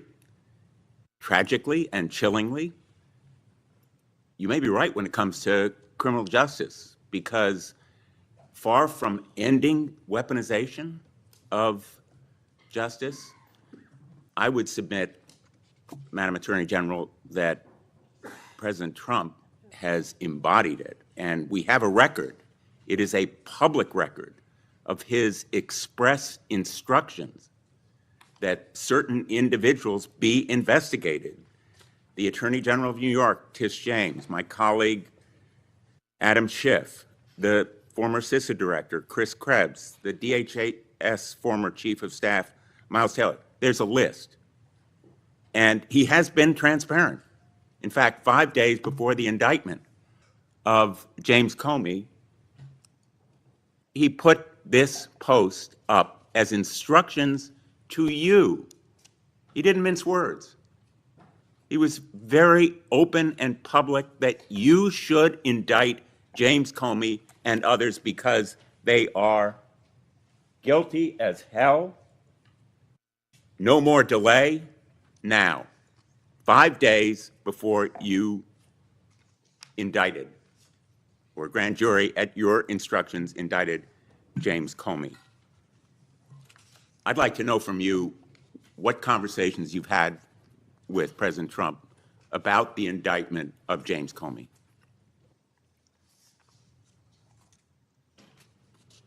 Senator, I am not going to discuss any conversations I have or have not had with the President of the United you States. see that You're post? an attorney, you have a law degree, and you know that I'm not going to do that. I also find it fascinating, because I'll keep fighting to ensure that law enforcement and the judicial process move forward without political interference.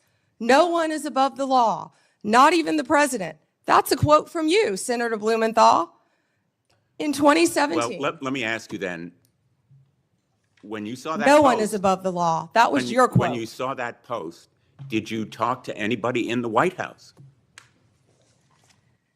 I am not going to discuss any conversations I have, nor any investigations, So nor you were unwilling any to tell pending this committee cases. about conversations with the White House And if I may regarding James continue, Comey's indictment. and if I may Let me show continue, you a picture. James Comey was indicted by one of the most liberal grand juries in the United States. The night before James Comey's indictment, you had dinner with the President of the United States. Pretty intimate group. Was Actually, there James were a lot of Comey people there that discussed- night. That's a great Was James picture. Comey discussed at that dinner? I love that picture. That's a great picture. And there were a lot of people there that night. I think the Well- entire cabinet was there. Did you discuss James Comey with the President of the United States? He was sitting just to your left.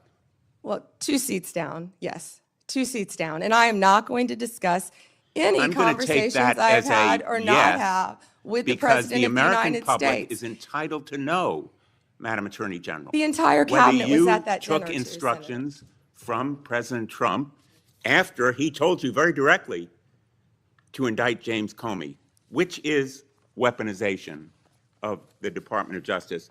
Oh, You whoa, know, whoa, whoa. I want to agree with my colleague, Senator Hawley, that weaponization of our justice system must end. That's the reason that I proposed legislation, and I challenge him and my colleagues on the other side of the aisle to join me in legislation that would create a statutory right of action for people who are selectively or maliciously prosecuted for political reasons.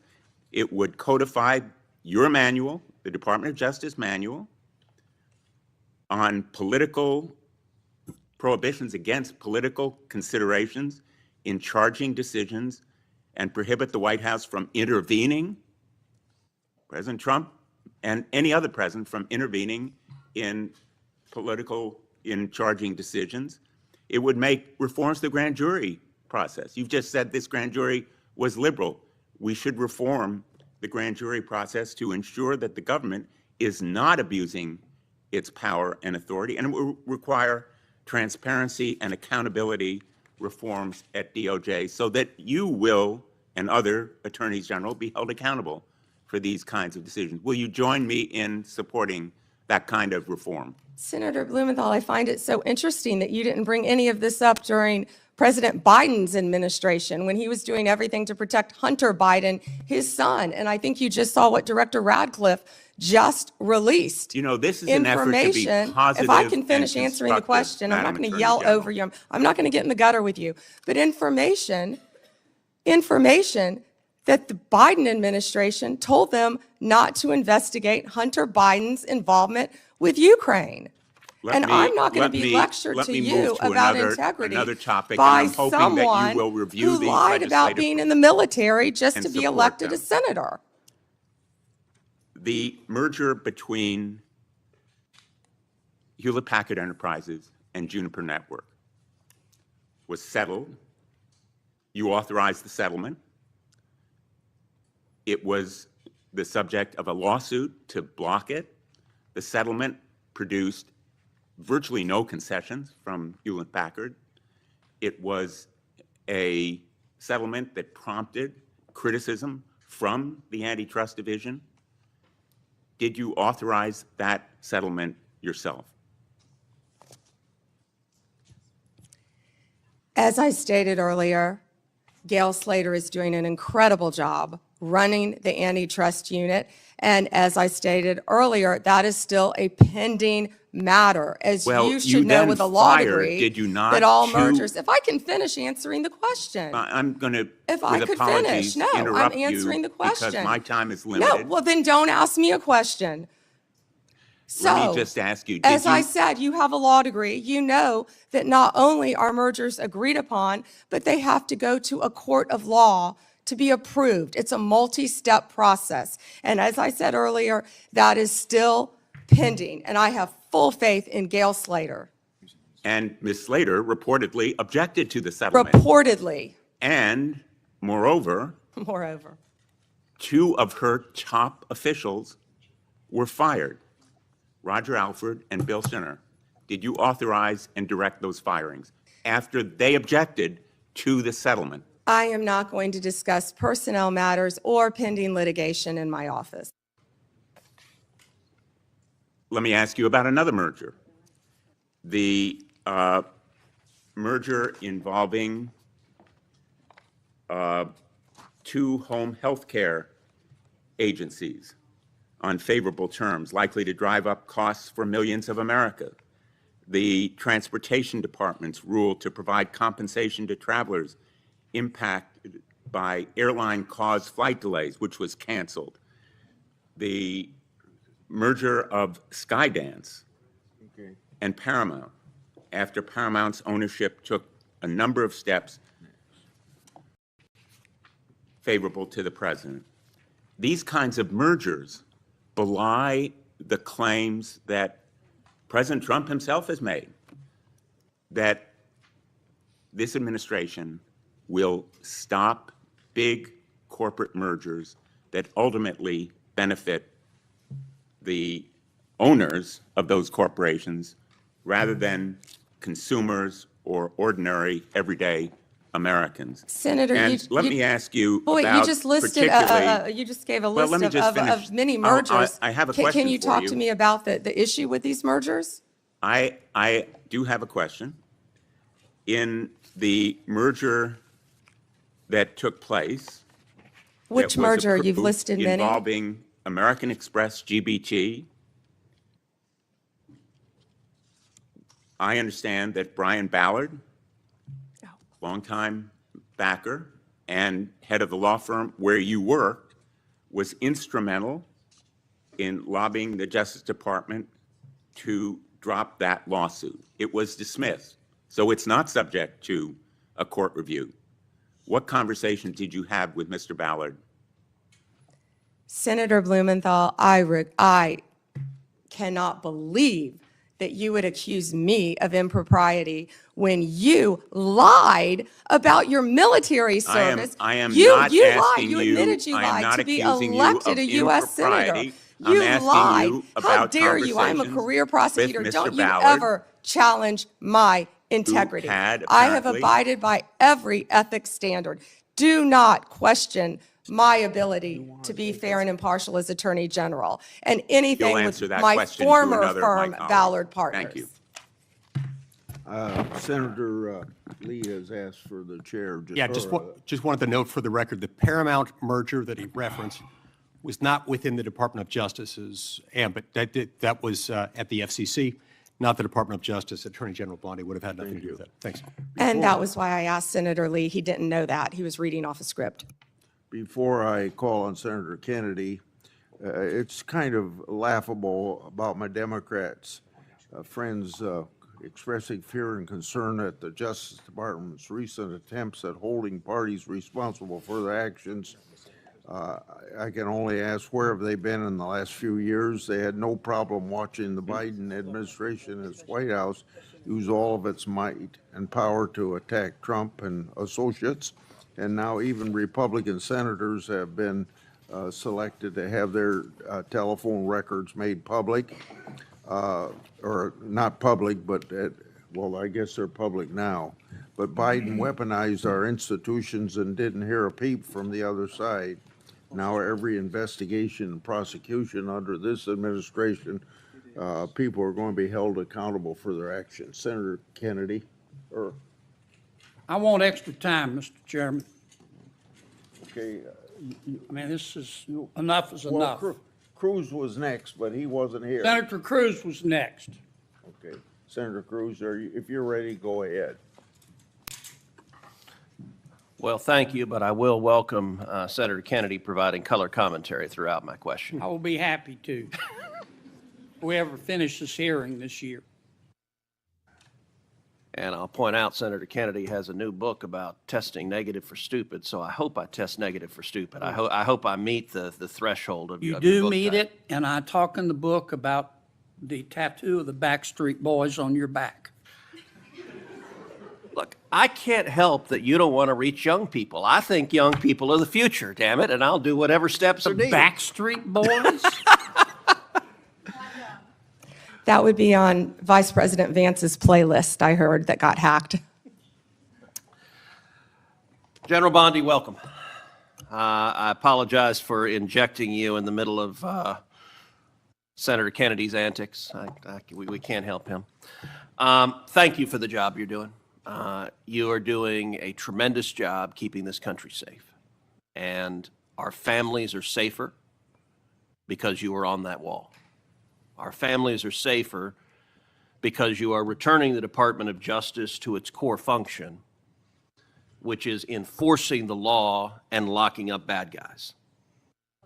We saw for 4 years, under the Biden administration, we saw the Department of Justice politicized and weaponized, and we saw them refuse to do their core function. More than 12 million illegal aliens flooded into this country, and the Biden Justice Department seemed to think its job was letting murderers and gangbangers and rapists go. And the results in just a few months that you've been able to produce are tremendous. Arrests of violent criminals are up 125% since the Biden administration. Fentanyl trafficking prosecutions have risen 42% since fiscal year 2023. DOJ has coordinated with DHS to remove over 220,000 criminal illegal aliens this year alone. Under your leadership as Attorney General, you have helped rescue 4,000 children from predators and helped arrest 1,300 child predators and 285 human traffickers. In my home state of Texas, Operation Soteria Shield resulted in the rescue of 109 children. Thank you, Attorney General Bondi. Texans are safer because you are serving. Americans are safer because you are serving. You have a big task cleaning up the messes of the Biden DOJ. One of the most egregious failures of the Biden Justice Department was its refusal to protect judges and Supreme Court justices. As you know, in May of 2022, an unknown individual leaked to Politico the draft of the Supreme Court's decision in Dobbs versus Jackson Women's Health Organization, the opinion that finally overturned Roe versus Wade. That leak was a crime. It was a theft of government property under 18 U.S.C. Section 641, and it was an unauthorized disclosure of confidential information under 18 U.S.C. Section 1905. General Bondi, do you agree that leaking that opinion was a criminal act? Senator, I can't discuss anything regarding that matter. That should answer your question. Well, I will say this. The leak occurred in 2022, so the 5-year statute of limitations has not expired. And I'm going to ask you, if it is not happening already, to direct the FBI to investigate and find the leaker. The leaker has not been exposed, the leaker has not been identified, and the FBI has far greater investigatory tools at its disposal than does the Marshal Service.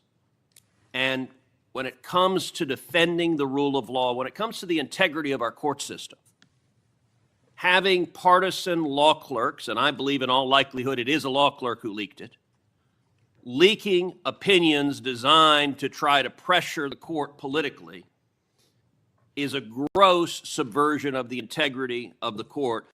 And so I would ask you as Attorney General to direct the FBI to use every resource possible to investigate, to find the leaker, and when you identify the leaker, to prosecute the leaker for that criminal conduct.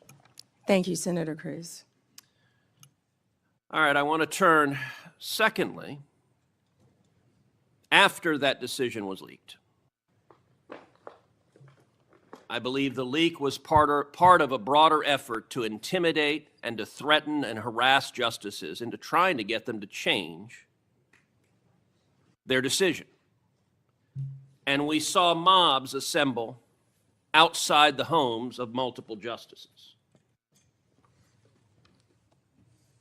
Do you agree, General, that the mobs that came outside the homes of justices were there to intimidate the court and to try to influence the justice's decision?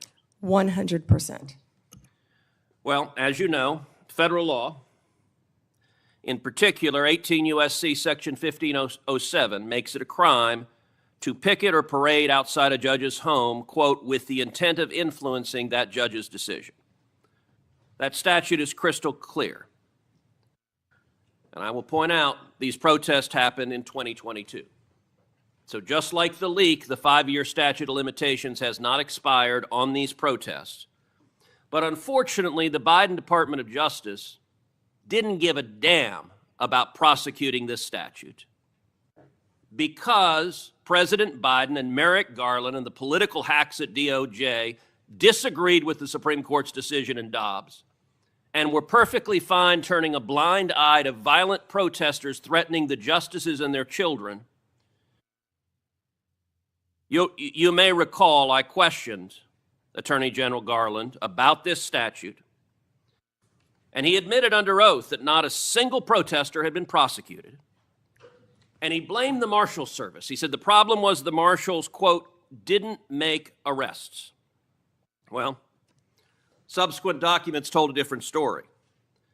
Internal training materials obtained reveals that the marshals were explicitly instructed not to arrest protesters under Section 1507. So the reason there was no arrest is because a political decision was made that we like what the protesters are protesting for, and we, the Department of Justice, are not going to protect the safety of justices. We're going to allow them to be victims of an intimidation and threatening campaign.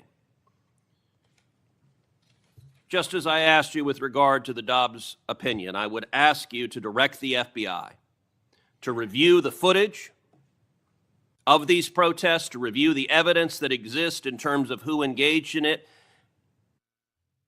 and will you commit that anyone who you can prove violated 18 U.S.C. Section 1507 will face consequences and face prosecution? Senator, we currently have 63 ongoing investigations involving judges and officials throughout this country. That scene that you're showing will not happen under my watch. It will not happen under Donald Trump's presidency. It doesn't matter if you're a liberal judge or a conservative judge or justice. That will not happen. Amen. And that point that General Bondi made is very important. I would be equally outraged if you had nuts in front of the liberal justices. I'd say arrest them and throw them in jail. Violence is unacceptable, regardless of whether I agree or disagree with your politics. And violence, particularly fueled by rhetoric by irresponsible politicians, violence can result. And tragically, it resulted in one deranged individual traveling from California to Maryland with the intention of murdering Justice Brett Kavanaugh. As you know well, this deranged individual was arrested outside the justice's house. He was arrested with a kill kit. He was arrested with a gun, with handcuffs, with duct tape, with zip ties, and with the intention of murdering Justice Kavanaugh, very possibly murdering Justice Kavanaugh's wife and two daughters, and potentially murdering two other Supreme Court justices. Senator Ronald. As you know, just this week, a left-wing Biden-appointed judge sentenced this attempted murderer, this attempted assassin, to just 8 years. The Department of Justice asked for 30 years. That's right. And that judge downward departed by 22 years. Why? Because this left-wing judge said that the attempted murderer was transgender. And because he identifies as transgender, apparently it's okay to try to kill a Supreme Court justice if your politics are sufficiently woke. Now, I know you have said the Department of Justice is going to appeal, and you absolutely should.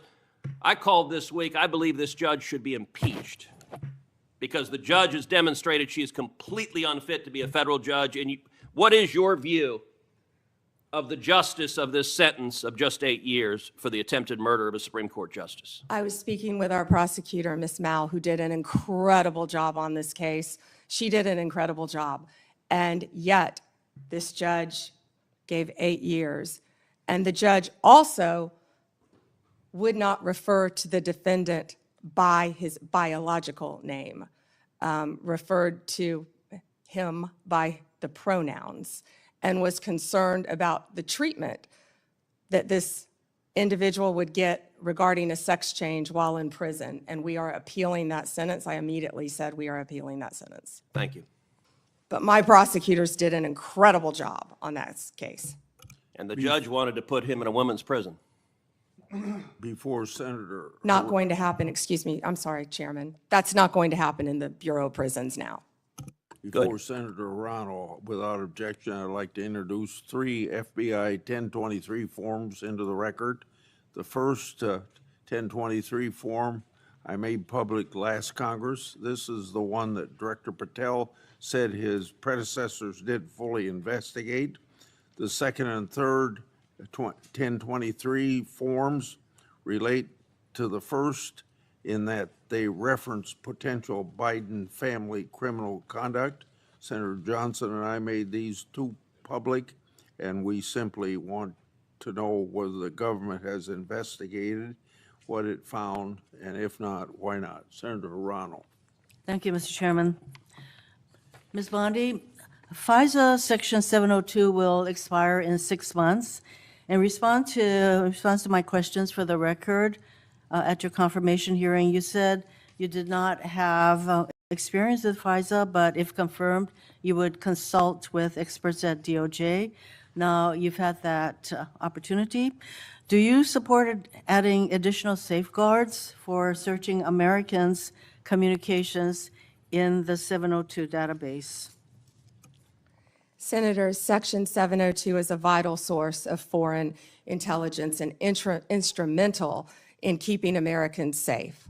We also take individuals' rights of their individual rights of all Americans very seriously.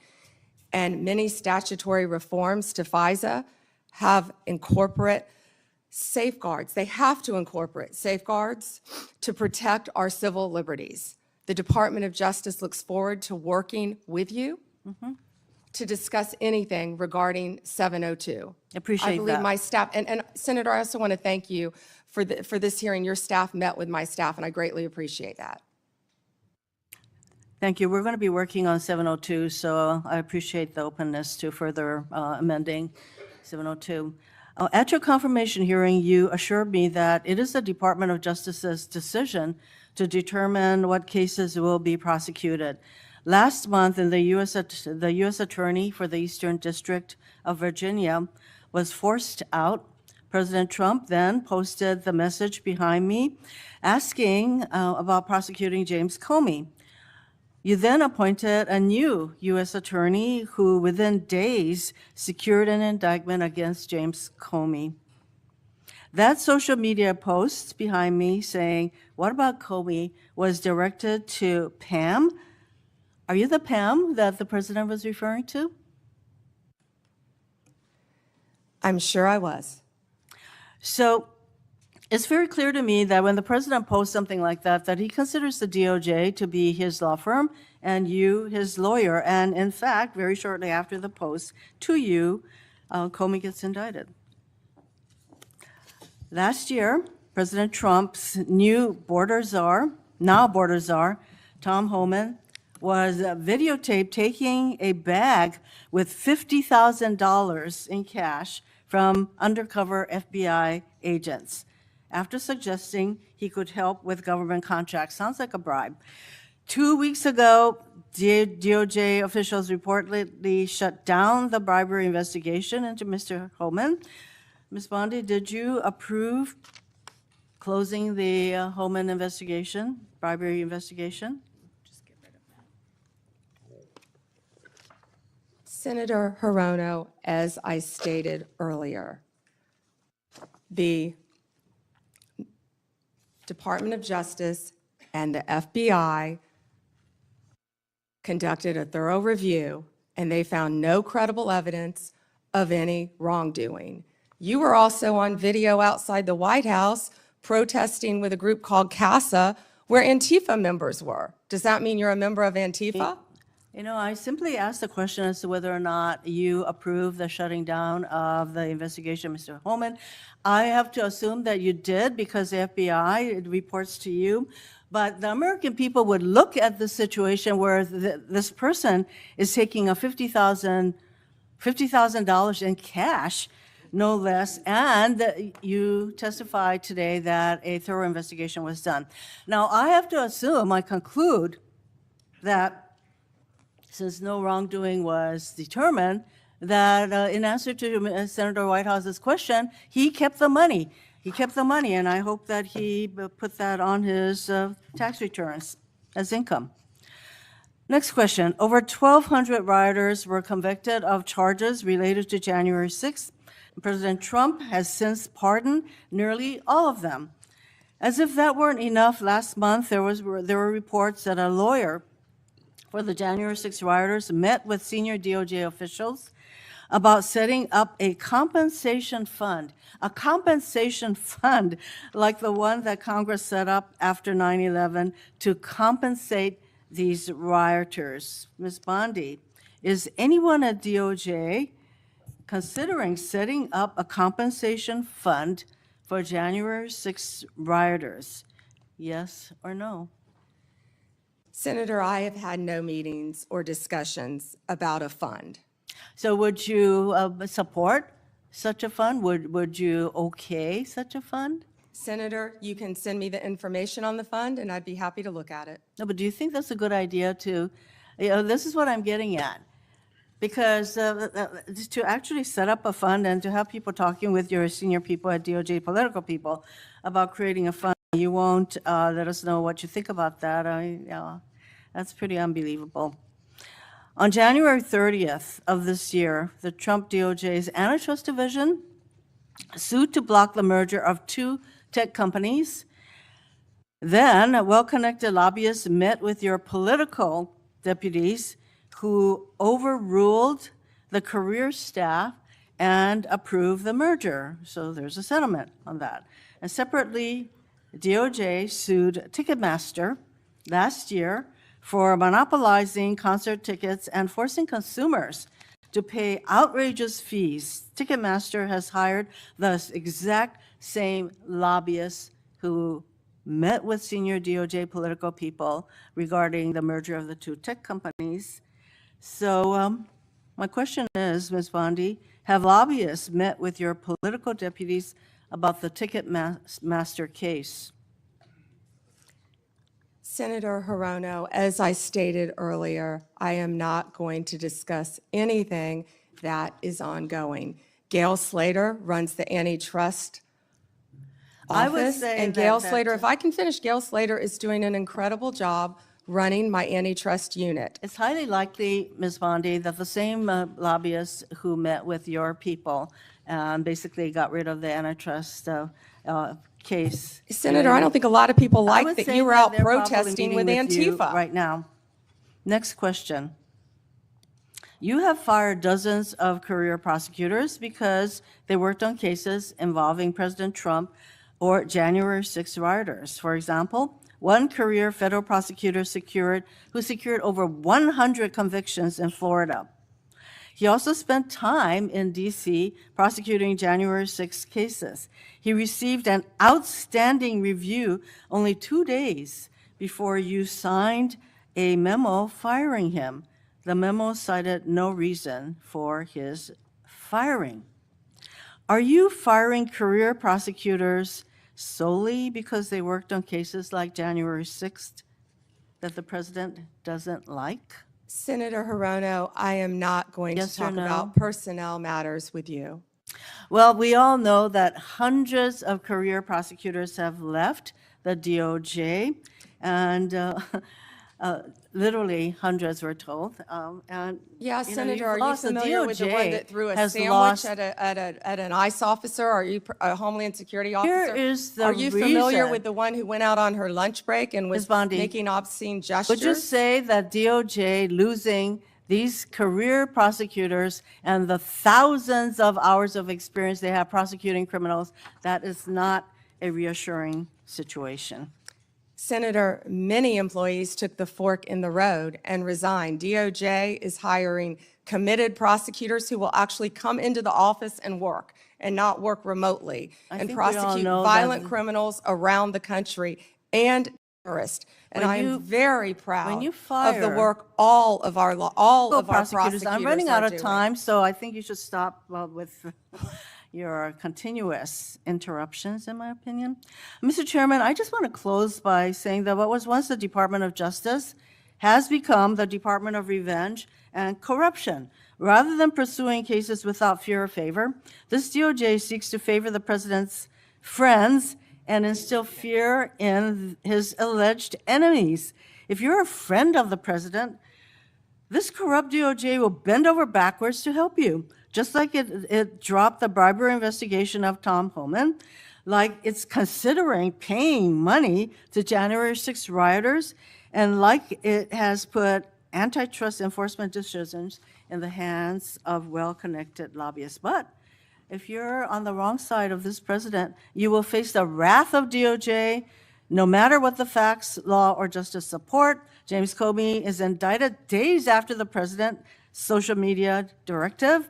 Experienced career prosecutors are fired just because they were assigned to work on January 6 cases. Blue states are sued to get highly sensitive private voter data, whereas red states are left alone. The double standard is clear, and the American people are waking up to the corruption and favoritism and the lawlessness at the DOJ. Thank you, Mr. Chairman. May I respond, Chairman?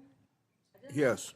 May I respond? Yes, you may respond. Then Senator Kennedy. Thank you. The double standard is crystal clear, Senator Hirono, crystal clear, because you didn't complain for 4 years when President Trump was being targeted by Jack Smith, by the last Justice Department. But the American people spoke loud and clear when they overwhelmingly elected him. The two-tier system of justice is over.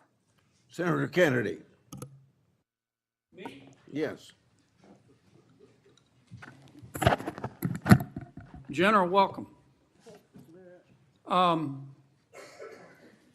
Let's suppose that I'm appointed special counsel at the Department of Justice, and I go to the telecommunication companies, the phone companies. Let's single out AT&T, and I say, look, I know you're busy, but I want to see a copy of the phone records of a sitting United States senator. They're not going to just give them to me, are they? No, Senator, of course not. In fact, they're probably going to ask me what planet I just parachuted in from, aren't they? Yes, Senator. They're going to tell me to come back with a subpoena, aren't they? Yes, Senator. Okay. What do I have to show in that subpoena to get those phone records of a sitting? Did I mention it was a sitting United States senator? I can't remember. What do I have to show to get the phone records of a sitting United States senator? Yes, Senator, there were actually 8 sitting United States Yeah, I senators. heard that. And you would have to Heard that. have cause. I'm sorry, what do I have to show? You would have to have cause to get the Good subpoena. cause or probable cause? Probable cause. Okay. Probable cause, or if it's a subpoena duces tecum, good cause, to show what? You would need good cause for a subpoena duces tecum, and what you would have to show is that you believed a crime had been committed, or there was a possibility of a crime, or that could lead to other crimes. We By the frequently, in criminal enterprises, subpoena cell By the phones. sitting United States senator? Senator, they would have to have believed you were part of a criminal conspiracy, is my understanding. Would a judge have to sign off on it? On the subpoena? Yes, Senator. Well, for a subpoena duces tecum, Jack Smith probably took it straight to the judge. Now, the phone companies, particularly their general counsel, if they're worried about civil liability, even with a subpoena to get the phone records of a sitting United States senator. Did I mention it was a sitting United States senator? Yes, Senator. The general counsel for that phone company, let's say AT&T, they have the right to seek to quash that subpoena, don't they? Phone companies frequently do that. Yeah. And a smart general counsel for that phone company is going to call the sitting United States senator and say, would you like to weigh in on this? Would you like me to quash the subpoena? We're talking about invading someone's privacy here by a sitting United States senator. Could the general counsel for the phone company do that? Well, Senator, if they believe that a crime could have been committed, they could not tip off the person who committed the crime. Again, I can't comment on details of this particular case. I'm just asking you theoretically. I've never seen you commit a crime, Senator Kennedy. But let's suppose, okay, they didn't want to tip off the sitting United States senator.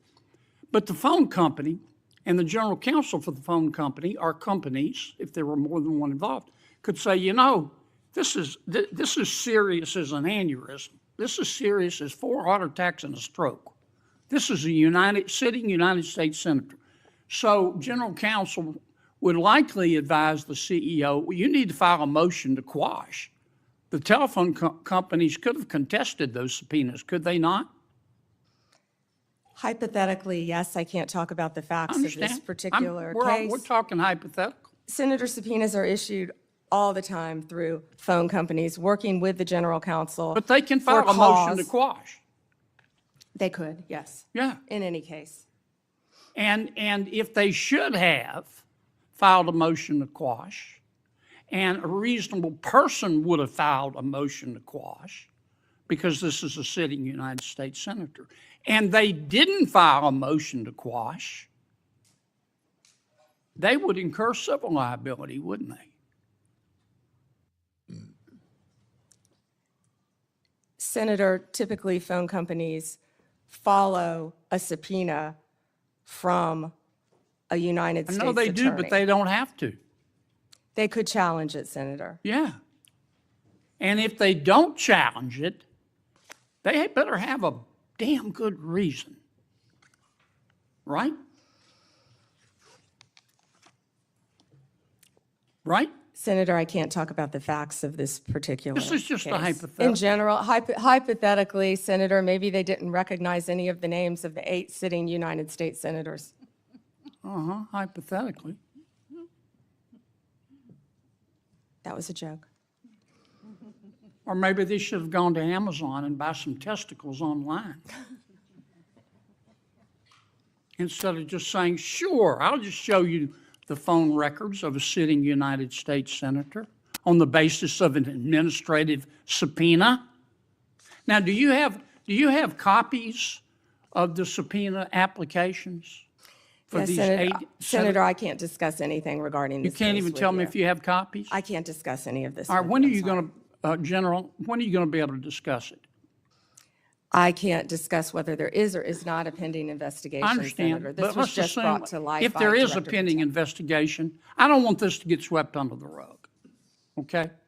Because I think you're going to get pushed back from all quarters. I think the telecommunication companies are going to be all over you like a bad rash because they've got liability here for just turning over these records when they knew what was going on. I think some FBI agents may have some liability here. I think a special counsel might have some liability here. If I were your special counsel and you had appointed me and I wanted to get the records of a sitting United States senator, is that something you would expect me to tell you as Attorney General of the United States? They better have. Yeah. And Do we know in this instance of the 8 sitting United States senators if they told Attorney General Garland? Senator, I just learned about this very recently, as did Director Patel, and we cannot discuss the details. I don't know many of the details. Well, maybe we ought to get Attorney General Garland here. Do you know if the special counsel told FBI Director Wray? Is that something, let me put it another way. If I were your special counsel and you were the director of the FBI and I'm trying to get the phone records of a sitting United States senator, did I mention it was a sitting United States senator? Is that something that you would expect me to tell you as director of the FBI? In general, I would believe the FBI would help execute the subpoenas Yeah. to the businesses. Okay, I want to switch to another subject in the 12 minutes that I have left, since everybody else got to go over. I've got to ask you about this, General. Secretary Howard Lutnick on October 1 gave an interview to the New York Post about Mr. Epstein. And he described Mr. Epstein as, quote, the greatest blackmailer ever, close quote. Have you reviewed that transcript of that interview? I have not reviewed the transcript, but I saw the clip of it. Okay. It appears that Secretary Lutnick was Mr. Epstein's next-door neighbor. In fact, their townhomes shared a wall. And the reporter that was talking to Mr. Lutnick, she asked how other prominent men could have been associated with Epstein when Mr. Lutnick could immediately sense that he was a, quote, pervert. And then Secretary Lutnick said, or rather the reporter said, did they see it and ignore it? Do you remember that from the interview? I do. And Commerce Secretary Lutnick said, no, they participated. And then Commerce Secretary Lutnick goes on to say, quote, that's what his MO was. You know, get a massage, get a massage. And what happened in that massage room, I assume, was a video. This guy was the greatest blackmailer ever, blackmailed people. That's how he had money, end quote. Is that true? Senator, as our July memo said, we did not uncover evidence. This case has gone through 3 administrations, as well as former U.S. Attorney Alex Acosta. I know that, Pam, but have you interviewed Secretary Lutnick? No, Senator. Do you plan to? If he wants to talk to the FBI or the FBI wants to talk to him, that is more than on. Don't you think you ought to talk to him after this interview? Senator, if Howard Lutnick wants to speak to the FBI and if Director Patel wants to speak to Howard Lutnick, absolutely. Okay. Maybe we ought to get Mr. Lutnick in here too, Mr. Chairman. Senator Booker. Thank you. Thank you, Mr. Chairman. Attorney General, I know there's been a lot of talk about grants. I hate to bring you through this again, but it's really important to my state. New Jersey is one of the top 4 donor states in America, which means our taxpayers, Americans, Republicans, Democrats, Independents, millions of people send more money down here than we get back in relative to all the other states in the nation except for 3 others. We've been talking a lot about different grants. I want to be very specific about Office of Justice Program grants.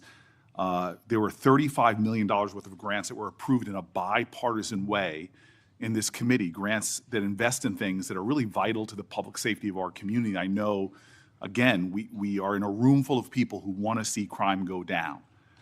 Republicans and Democrats, law enforcement officers have spoken to the urgency of these programs which deal with school violence, which divert people into substance abuse and treatment and supportive services. Community violence intervention programs, again, bipartisan programs that this committee really worked hard on this.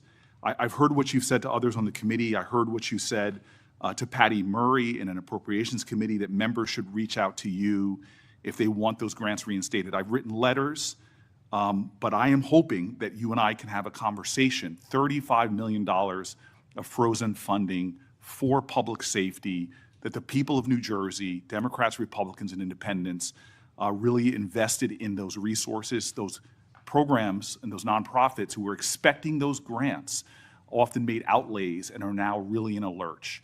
Can we talk about those grants and the restoration of them, please? Yeah, and Senator Booker, I had stated earlier that yes, we did terminate grants. We have an appeal process. We have turned some back on. We are appealing. We are looking at some we have denied, some are still pending. I believe we have multiple appeals pending with New Jersey, and I would be happy to sit down with you and look at those appeals. I believe one is with the city of New Jersey. I know there are multiple ones pending, but of course, I'd be happy to sit down with you or any senator or any House member and look at grants that have been terminated. I've been doing that, and I would welcome that. But I will be the first one you sit down with, correct? Absolutely. I'd love to sit down with you on that. I'll look at those tomorrow, Senator Booker. Thank you very much. I want to move But on. I'm sorry, we have been restoring some grants. I understand, some have but- been denied, some have not. New Jersey, none have, and I really want to get to the bottom of that, and I'm hoping that we can reinstate some of those grants.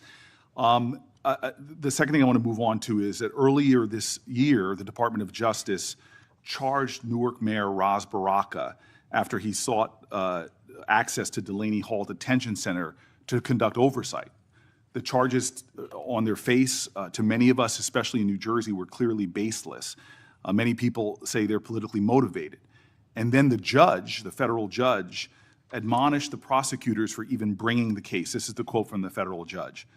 Federal prosecutors serve a single paramount client, justice itself. Your role is not to secure convictions at all costs, nor to satisfy public clamor, nor to advance political agendas.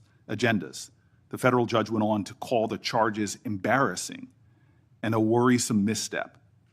Mayor Baraka was arrested that day on the scene, and I know you understand this, to arrest a mayor of a major city on charges that were called by a federal judge embarrassing and a worrisome misstep is very concerning to me, and I think should be to the whole committee.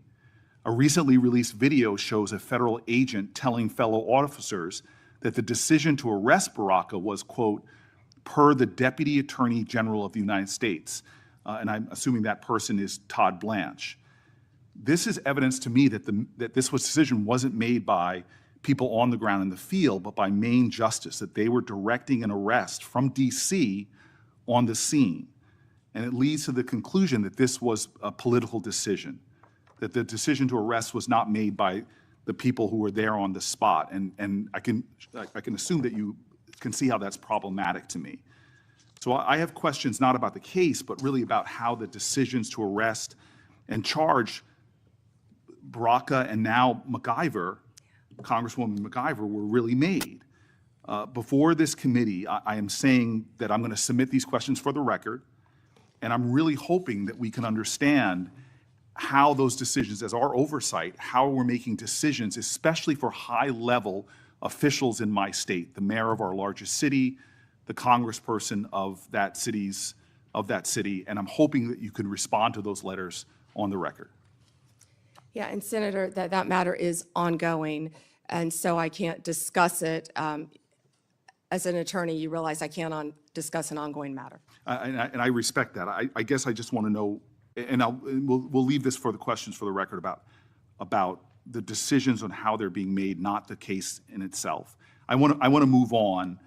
And again, I've heard your testimony so far. I know that there is data about violent crime in this city, but I'm really concerned about the application of Justice Department resources towards the challenges we have. You and I both know that about 11,000 Americans have been killed by a firearm just this year. The Department of Justice, according to the White House's own documents, as well as that of the conservative think tank Cato, have shown that there has been a significant movement of law enforcement resources away from many other issues and into immigration enforcement. And we are seeing that in that immigration report, a lot of the people are not the violent criminals that we are really needing to rid our streets of. In total, according to the Cato Institute, you've reassigned 7,460 law enforcement away from their primary duties, investigating drug traffickers, prosecuting child pornography, targeting high-value white-collar criminals, and again, forcing them, this is according to the Cato Institute, into low-level immigration enforcement.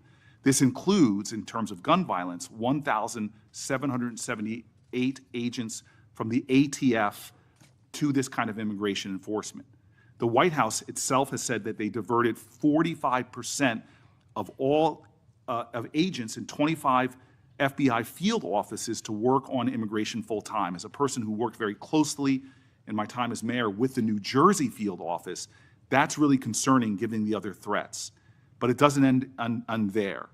The DOJ has eliminated the Organized Crime Drug Enforcement Task Force, the independent component of the DOJ whose job it was to combat transnational organized crime, dissolved the Community Relations Service, which in New Jersey has been invaluable over 60 years, responding to communities experiencing conflict or violence, and something that people on both sides of the aisle of this committee have really invested in.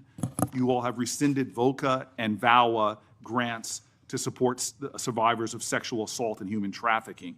There seems to be a disconnect here between the application of the resources of the Justice Department on the things that are most concerning when it comes to crime and where they're being directed instead.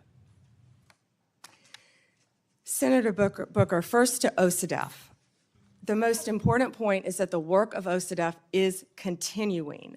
The executive office is being dissolved. We have said that, but the work of OCDF is continuing. The resources that were previously provided to law enforcement organizations through OCDF are now going directly to those organizations. I will assure you, no work will be sacrificed as a result of getting rid of the executive office of OCDF.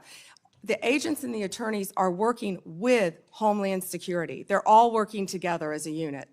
Okay, Attorney General Bondi, I'm running out of time, and I'm going to put some questions in QFRs, because again, this is conservative think tanks and others are pointing about the literally over 1,000 people being taken off of things that I think would concern the public. I'd like to get that, but I also just want to quickly mention that for the record, I want to ask about the public corruption unit as well. We now have gone from a public corrupt integrity section that went from 36 full-time prosecutors to now only 2. And yet we know, Democrats and Republicans, there is a real problem with public corruption in our country. And we know that the DOJ has stopped enforcing the Foreign Corrupt Practices Act, disbanded the Foreign Influence Task Force, dismissed the indictment against Trump donor Andrew Weidenhorn, cut back on white-collar investigations. My list goes on. I'm running out of time, but I will ask for the record against not only reassigning officers and prosecutorial resources from the other things I mentioned, but public corruption is really important. I want to talk about an area of bipartisanship on this committee, which is antitrust. This is a very bipartisan area. In June, the Antitrust Division finalized a proposed consent decree with Hewlett-Packard Enterprises and Juniper Networks settling the DOJ's challenge to the company's $14 billion merger. Reportedly, your Chief of Staff, Chad Mizell, and Acting Deputy Attorney General Woodard overruled career antitrust staff and approved the merger. This is a massive area of concern for Americans writ large. This is an area where corporate power is growing, corporate concentration in our country is happening at great degree. I'm grateful that the ranking member with Mike Lee on a committee that is really trying to get into this disturbing trend, and the issues right now in the Justice Department, the resources being put on it, and the appearance of improprieties that we're seeing are troubling. All I want to ask as my final question is, would you commit just to talk about antitrust, to coming before the antitrust subcommittee led by Senator Lee to discuss antitrust enforcement in our country? We're over time. May I answer, Chairman? Yes. Senator Booker, I work hand in hand with Gail Slater. She is doing an incredible job. I said that earlier. I will let Gail Slater handle all matters with antitrust. The HP matter, Juniper, is a pending matter still because, as you know, it has to go before the courts, even after a decision has been made, and that's where it's pending right now. If I can go back to your previous 2 questions, first about our agents being reassigned.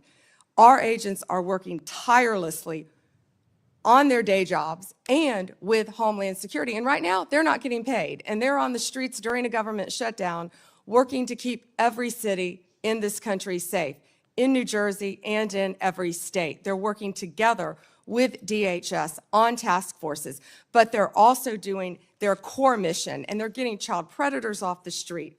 They are working so hard with all the agencies hand in hand. That has not been sacrificed, and I'm so proud of the work that the FBI, DEA, ATF are doing. ATF agents have worked tirelessly. I am in constant contact with them on the incredible cases that they're making to keep our country safe and our world safe, especially our DEA agents who are stationed around this world, and now they're not getting paid. Back to the public integrity section, the last point you made. It has not been slashed. Those are going to the various U.S. attorney offices to be handled in each office around the country, instead of one unit based in D.C. Yeah. Thank you, Senator. Before Blackburn, my Democratic colleagues continue to criticize the DOJ for their role in President Trump's historic immigration crackdown. They've talked about due process. They've talked about the lack of transparency and oversight. However, my Democratic colleagues were silent about the former Biden administration failure to vet Afghan evacuees. Instead of coming clean, the Biden administration dismissed and failed to answer my oversight request. Not a peep from my colleagues about these massive vetting failures. The Department of Homeland Security Inspector General confirmed these vetting failures. Senator Blackburn.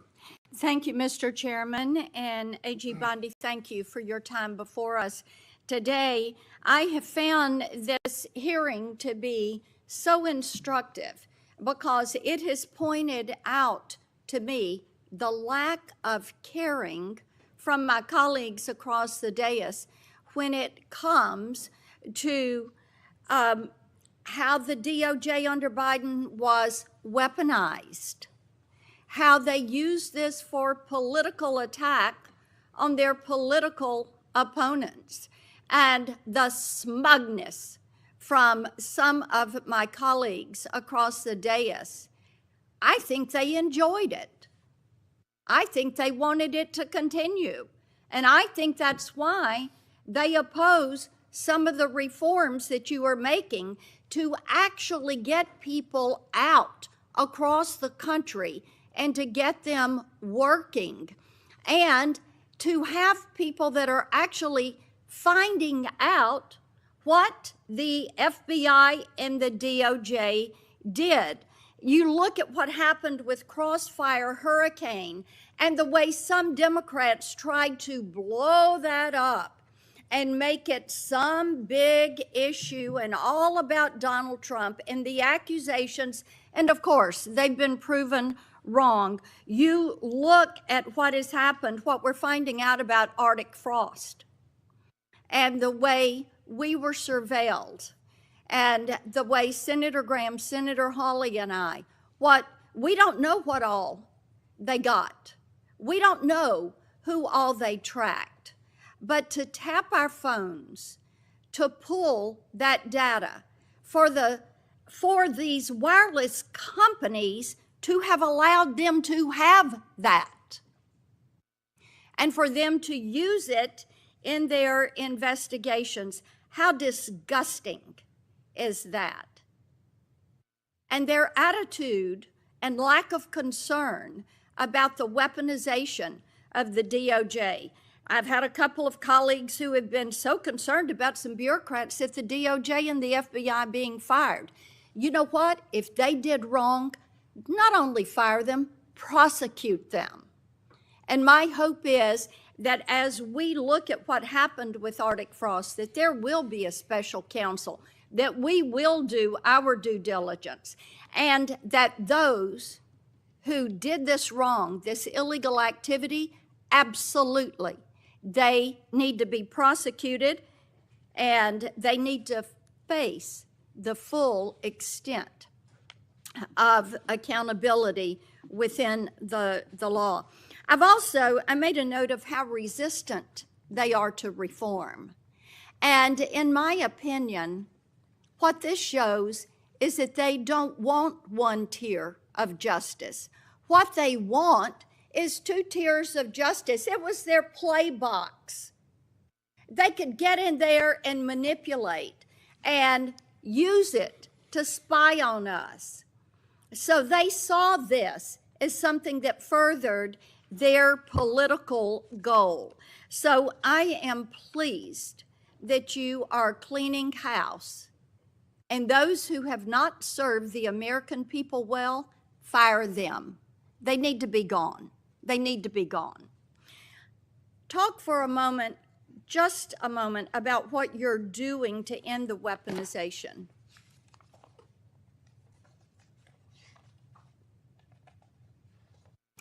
Senator Blackburn, the weaponization against you and your colleagues should greatly concern all of us. It should concern Democrats. It should concern Republicans.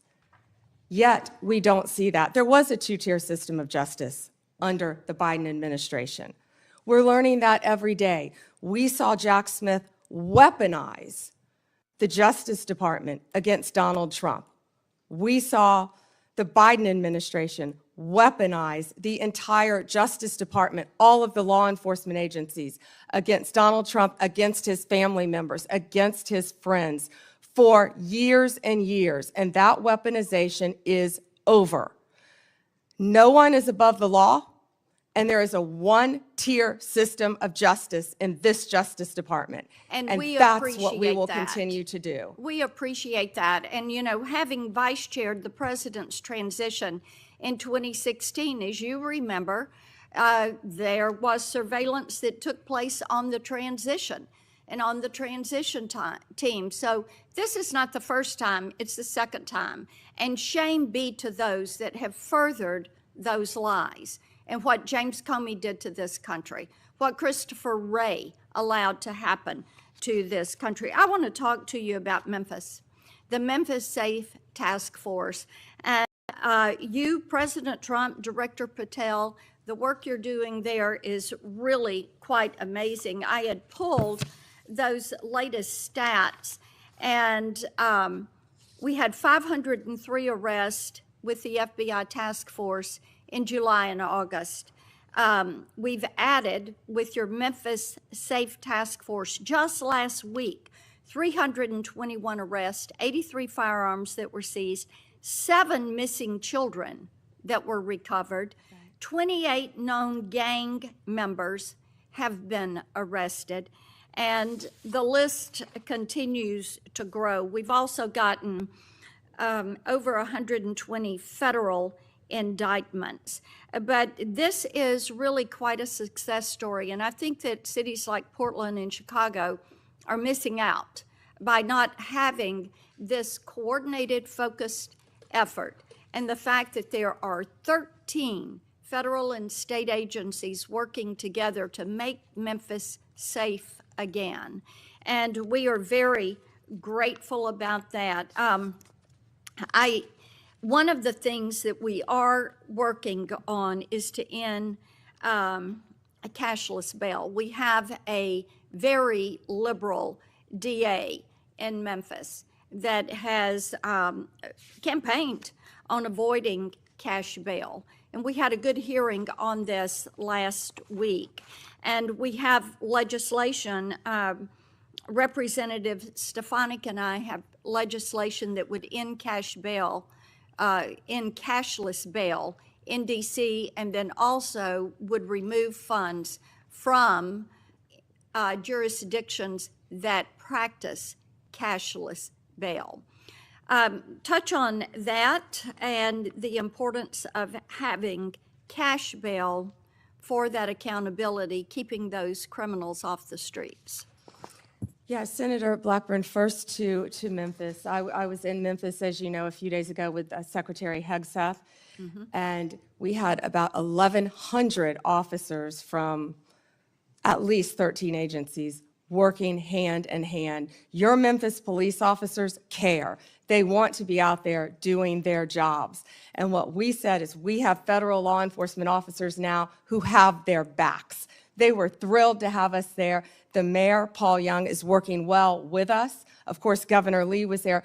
You have been a champion of this. Senator Haggerty has been a champion of this. You both, before I was sworn in as Attorney General, you both brought this problem to my attention. You talked to Director Patel, and Director Patel was on the ground right away in Memphis attempting to make Memphis safe. But we knew we needed so much more than that. He put a huge dent in the problem. But Memphis's crime is through the roof, the highest violent crime rate in the entire country. And that's why we went to Memphis. And Memphis has welcomed us. It's an iconic city. And we want to continue to work with Memphis. And we're going to do that just like we did here in DC. The citizens have been great working with us. Violent crime shouldn't be occurring in any of these cities. And as you said, I don't understand why Chicago, why Portland, why these sanctuary jurisdictions don't want to work with the federal government. No. Gangs are rampant. Transnational gangs are rampant in these cities because they're harboring them, no longer under Donald Trump. Whether they want to or not, we are going to come in and make it safe for their citizens, whether these liberal lawmakers want to or not. And you know what I said regarding the DA in Memphis? I said, we're going to protect the Memphis police officers. We're going to take every single case federally that we can. Yeah, Because the and- DA has cashless bail, it's a revolving door, and no one is being held accountable. Police officers are seeing someone arrested, and they're back out on the streets the next night committing crimes.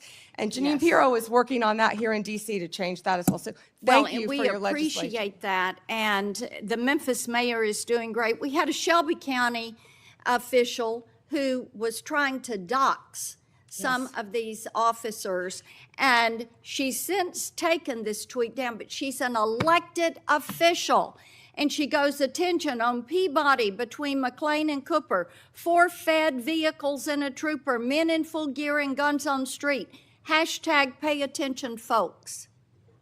This is the kind of action that is not called for. I mean, the fact that an elected official would do this, this is why we have legislation that would make it a crime to dox any federal law enforcement official when they are doing their job. And these apps, and Apple and Google say that they've removed these apps, but I tell you what, these law enforcement officers need to be protected. We appreciate that you are doing that. Thank you for being here. Thank you, Senator.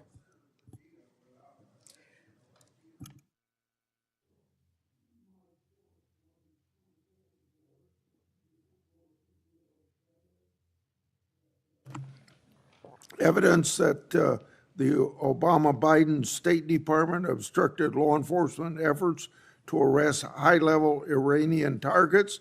This objection, led by then Secretary John Kerry, was done because of political consideration of the failed Iran nuclear deal. Senator Padilla. Well, thank you, Mr. Chairman. Appreciate the opportunity to participate in this hearing today, which is our, at minimum, annual opportunity to ask questions as we fulfill our obligation to provide accountability over the Department of Justice. So just sort of to level set a little bit for folks in the audience and for folks watching at home, the Department of Justice is supposed to be the nation's guardian of fairness and the rule of law. The power of the Department of Justice is built on public trust and a belief that prosecutions are based on facts and law, not on politics or personal loyalty. And I call that out, Mr. Chairman, because when that breaks down, when the public trust breaks down, then justice itself is at risk. But under this Trump administration and the leadership of Attorney General Bondi, I believe the independence of the Department of Justice has come under attack. The department has been reorganized, it's been realigned, and repurposed in ways that we've never seen before. Important offices have been closed, key programs dismantled, and agents diverted, all without congressional authorization or transparent justification. Now, these are not minor bureaucratic changes. They represent a fundamental shift in the Department of Justice's missions and priorities, its policies, and its practices. And for example, career prosecutors have been pressured to change decisions in politically sensitive cases. Ethics oversight has been taken away from independent career professionals and handed to political appointees with little experience in these matters. Internal working groups have been created to revisit investigations involving President Trump and his allies. And together, these steps send a dangerous message that prosecutorial decisions can be driven by political loyalty instead of the law. Now, even more troubling is that the Department of Justice has pulled resources away from organized crime, away from counterterrorism, away from the protection of civil rights, to focus on immigration enforcement. The American people expect a Department of Justice to pursue violent crime, as do I, to pursue corruption and threats to national security, not to serve as an arm of immigration policy, and in so doing, under-resource other critical missions. Now, the Justice Department's credibility depends on the public's faith in justice, and that the justice will be applied equally to every person and not reserved for the powerful or the connected. And that faith must be protected. And so it's in that spirit that this committee has a duty to ensure the department's work remains lawful, remains transparent, and remains true to its highest duty, the fair and impartial administration of justice. Now, that being said, I do want to get into some specific items with Attorney General Bondi here, beginning with the firing of Michelle Beckwith. Michelle Beckwith was a 15-year career prosecutor with the Department of Justice. She prosecuted in her career some of the worst in my home state of California: sex traffickers, transnational terrorists, those who this administration claims to care about and be targeting, prioritizing in taking them off the streets. And it may surprise some to learn that Ms. Beckwith was unceremoniously marched out of her office and fired from her job in July of this year. Why? Not because she failed to do her job, quite the opposite. It was because she had the audacity to remind Border Patrol Chief Gregory Bovino that he was obligated to follow a court order and the Constitution in California. According to reports, she was fired less than 6 hours after she told Bovino he couldn't arrest people without probable cause. 6 hours. So my first question, Attorney General Bondi, is a simple yes/no question. Do you believe that government officials like Gregory Bovino are obligated to follow applicable court orders, whether they agree with them or not, yes or no? First, Senator Padilla, you have gone on for over 5 minutes, and I wish that you loved your state of California as much as you hate President Trump. We'd be in really good shape then, because violent crime in California is currently 35% higher than the national average. Property crime in California is 18% higher than the national average. That should be something that we should be talking about and working together on, yet we're not. And no, this is important. You're talking about all of my agencies, and I want to let you know what DEA has been doing, and they are working hand in hand with I Homeland appreciate Security. that, and I'm No, gonna be you asking can't go some on for questions 5 for the minutes and record criticize as my well. agents who are out working asked a simple without yes pay or no right question. now because you voted Mr. to Chairman. shut down the government. Mr. They're out Chairman. there working without pay. Mr. Chairman, I asked a simple yes or no question. Attorney General Bondi is DEA, refusing 4,500 to respond. kilos So let of me move on to fentanyl the and next 50 million topic, fentanyl pills because off the streets. while under your watch, FBI, prosecutors, 23,000 Mr. Chairman, violent criminals. U.S. Marshals, Mr. Chairman, order, please. 51,000 fugitives. I'm not getting an answer to my question. I'm trying to move on to the next question or the next topic. Mr. Chairman, order, please. Thank you. Because under Attorney General Bondi's watch, career prosecutors are being fired for telling agencies to follow the law and uphold the Constitution. Meanwhile, there are instances of allies of the president who seem to be getting let off the hook. I won't reiterate what some of my colleagues have already brought up in terms of the dismissal of the investigation into Tom Holman and his alleged acceptance of $50,000 as payment by undercover FBI agents posing as business executives looking to secure contracts with a future Trump administration. Because if the reports are true, it's not just the underlying conduct of Mr. Holman, which would be absolutely unacceptable, but the dismissal of the investigation charges raises concerns about the influence of the White House on the Department of Justice. Again, a simple question, and I'd appreciate a simple and brief answer. Whose decision was it to end this investigation? I have answered that question multiple times, yet you didn't have the courtesy to be sitting in here for the hearing. I'm not going to answer it again. And I find it interesting that you want order in this proceeding now. Excuse me, Senator. Then you I will want ask a order in follow-up this question. proceeding Mr. now. Chairman, order, you sure please. didn't I have will ask a order when follow-up you question. stormed Secretary Nome Mr. Chairman, at a press Mr. conference Chairman, in order, California, please. did you?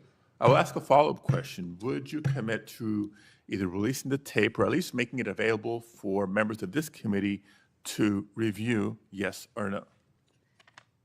Senator, You have not been sitting in here this entire hearing. I've answered the question, and I also want to tell you that our ATF agents have seized 25,000 illegal firearms. So we will try again and move on to a different In your topic. home state, we are prosecuting Chairman, illegal order, aliens please. who have Mr. raped and Chairman, murdered young order, please. girls. Thank you. So when I haven't been in this hearing, I've been watching from my office, monitoring the entire hearing, just so everybody is aware. But since I'm not getting answers to my questions, I'll try to ask one last subject area.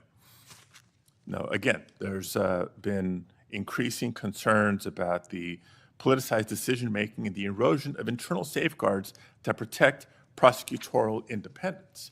Before we even get into the integrity and independence of prosecutions, we get into, you have to ask the question about the independence and integrity of investigations themselves. The director of the FBI, Director Patel, was here before us just a few weeks ago. Attorney General Bondi, you are the Attorney General of the United States. Director Patel reports to you. Do you believe he's doing a good job, yes or no? I believe Director Patel is doing a great job. You know where he is right now, Senator Padilla? Right now, you asked me a question. Yes, Director I know Patel where he right is, now and I know where is in he's headed Chicago, because you said Senator it earlier Durbin, in the hearing. fighting to keep You've said it Chicago earlier in the hearing, and yes, I have been paying You know, attention. you want order in Chairman. here now, yet you stormed the Director of Homeland Security, Kristi Noem. You sure didn't have order that day, did you, Senator? Attorney General, you are under oath. I did not storm the secretary, the video. Oh, that was makes on very video. That clear. video's been released, I believe, very public. Mr. Chairman, recent actions raise serious concerns about Director Patel's judgment and politicization, including lawsuits from former FBI officials alleging retaliatory firings and his decision to cut off longstanding partnerships with civil rights organizations and his decision to fire an FBI agent for refusing to engage in a, quote, perp walk of James Comey. And on top of all that, his prematurely claiming that subjects were in custody after the shooting of Charlie Kirk. I take Attorney General Bondi's endorsement today of his work as her support for those actions. Thank you, Mr. Chair. May I respond, Senator Chairman? Yes. Under Director Patel, 23,000 violent criminals have been arrested, a 91% increase over last year. More than 1,500 child predators have been arrested. We are making cases in your jurisdiction constantly in California, and I wish you would care about those cases. We have disrupted 1,600 gangs and criminal enterprises, 1,600 gangs within this country, thanks to Director Patel and the great men and women of the FBI. Senator Schmidt. Thank you, Mr. Chairman. How are you today, Attorney General? It's good to see you. Have a rough voice. I have to say, I am struck by the degree of the cognitive dissonance that I hear on the other side. It really is. I mean, I'm used to sort of the political debates and arguing in court and all those sorts of things. But to hear the other side of the dais talk about weaponization is truly shocking, given what we know now. And I thought what I might do is just tell a story.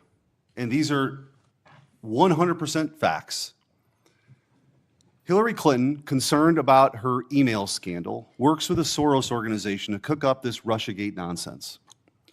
They feed it to the intelligence agencies. And they spy, under Barack Obama's presidency, they spy on the political opponent, the Republican, running against Hillary Clinton. He gets elected. They continue the operation, and they launder this intelligence into stuff that was meant to, by the FBI and the CIA, to sideline a presidency of a duly elected president of the United States of America, to sideline him. And that continued. You heard even some people on this committee further that nonsense for 4 years. And then the FBI is involved with pre-bunking the Hunter Biden laptop story because they didn't want him to get elected again. So they pre-bunked the Hunter Biden laptop story. The American people should have been allowed to make their own judgments from that. They weren't, because the FBI called it a Russian hack and leak operation. They were meeting with social media companies every month and every week, telling them that the laptop that they knew, that they had verified in November of 2019, they knew was real and knew was his, said it was Russian disinformation. We've heard that before.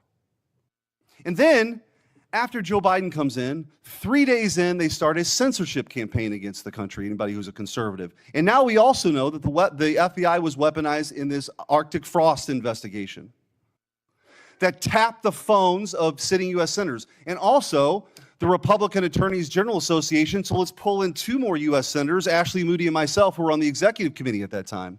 Charlie Kirk, political organizations they didn't agree with. This is not in the Soviet Union in the 1980s. This is in the United States of America in the last few years. And then, when they thought President Trump was on the run and there's no way people would elect him, and then he announces he's running for president, 3 days later, Jack Smith's appointed to get Trump. Fannie Willis brings charges against President Trump, and the assistant prosecutor meets with the White House counsel's office. Why would that happen? Then you have Alvin Bragg bring his charges. The number 3 person at DOJ goes to work for him to get Trump. All in the United States of America. This continued. And Senator Hawley asked the question, wrote it down, what is happening in this country? And I hope that MSNBC is still broadcasting this, because I'm sure their viewership hasn't heard this story that's gone on for 10 years. The truth is, they never forgave President Trump for coming down the escalator at all. They didn't like him. They didn't like the disruption. And they've spent the better part of a decade not just going after him, but demonizing half the country as fascists and Nazis and threats to democracy. And they have fueled this division in their inability to accept the fact that half of the country isn't deplorables, as Hillary Clinton called her, bitter clingers, as Barack Obama called them, or trash, as Joe Biden called them. That they rose up and they sat in their own jury box and they saw all this stuff play out over a decade and they rejected it. And now you have come in, clean that up, and you are doing a great job in doing that. And let me make this clear. There is a big difference between what happened under the Biden regime and the weaponization, and then holding those people accountable. That is not weaponization. If that doesn't happen, this will happen all over again. So your job, as you talked about in your confirmation hearing, is so important that this never happens again. And holding people accountable who are part of this conspiracy is absolutely your job. And I'm also taking, you don't have to comment on this, your unwillingness to answer questions that have come up. I am led to believe, as a former attorney general, that that might mean there's an ongoing investigation. You don't have to talk about it. The statute of limitations may have run on some of this stuff, but not on a conspiracy. And if you're a co-conspirator in mile marker 1, even if you want to get on the exit ramp in mile marker 5, you are liable for the conspiracy in mile marker 10. And we are at mile marker 10. And I will also say what's happening in this country. What's happening with the assault on ICE officers is truly shocking. Deportations are nothing new. Bill Clinton deported 12 million people. 12 million people. You didn't see this. The radicalization that's happened on the left that plays out with political violence is real. And by the way, let me also point out that if we had a scenario where John Thune was on the Supreme Court steps saying, you've reaped a whirlwind, Supreme Court justices, and then a right-wing assassin tried to kill Ruth Bader Ginsburg, and then a Republican-appointed judge only gave that person 8 years, there would be riots on the streets. Cities would be burning right now. So let's just call it out. We need the cleansing here. Let's just be truthful about what's happening. This left-wing political alliance of violence is not a both sides thing. It's not. And so, Attorney General, I do want to ask you a couple questions about that, because I feel like we have got to get a handle on this. Despite the overwhelming evidence that the political violence threat right now comes primarily from the left, the media just won't do it. They won't go along with it. They cite a few ridiculous studies to say that right-wing political violence is the main problem. For example, one of those studies was written by an Antifa-affiliated professor, and others count classes on prison gang, and the others count classes on prison gang violence as right-wing political violence, but refuse to count anything from the 2020 Summer of Love. Antifa attacks, like the ones that set off the explosive outside Michael Knowles' campus speech. We need good data. We need good data here. Will you commit to having the Department of Justice and the FBI research and release a public report on left-wing political violence? Yes, Senator Schmidt. Thank you. I also want to, after Antifa has laid siege on federal buildings and officers in Portland during the 2020 riots, your predecessor, Merrick Garland, dropped virtually all the cases against these defendants. You recently issued a new charging memo instructing federal prosecutors to aggressively pursue Antifa and other radical leftists wreaking havoc on our cities. What can you do to ensure that the various U.S. attorneys' offices follow through on your instructions? Hopefully, we will have our U.S. attorneys confirmed soon. They've been held up. Now our government is in a shutdown, yet our prosecutors are still working. Getting all of our U.S. attorneys confirmed would be a huge step forward, Senator Schmidt. But yes, our attorneys throughout this country will be focusing on that. And I want to thank you, too. So I talked to you during your confirmation hearing and also with Kash Patel of sort of, you talked about your two pillars, which is to end the weaponization and to get back to actually crime fighting. God bless. Like, that is something that the American people support, despite what you hear from the other side of the dais today. And in those conversations, we talked about you and Kash Patel getting field agents out in the field and doing the work of law enforcement. I said, I've got just the place for you, St. Louis. And St. Louis has now received the largest per capita infusion of permanent FBI agents anywhere in the country, and they're working hand in hand with local law enforcement. That's what happens when you have state leaders work with federal partners to crack down on something I hope we could all agree is a scourge for our communities, which is violent crime. But that is not, J.B. Pritzker, I guess he wants his moment. These Portland people want their moment of defying Trump. It's crazy to me.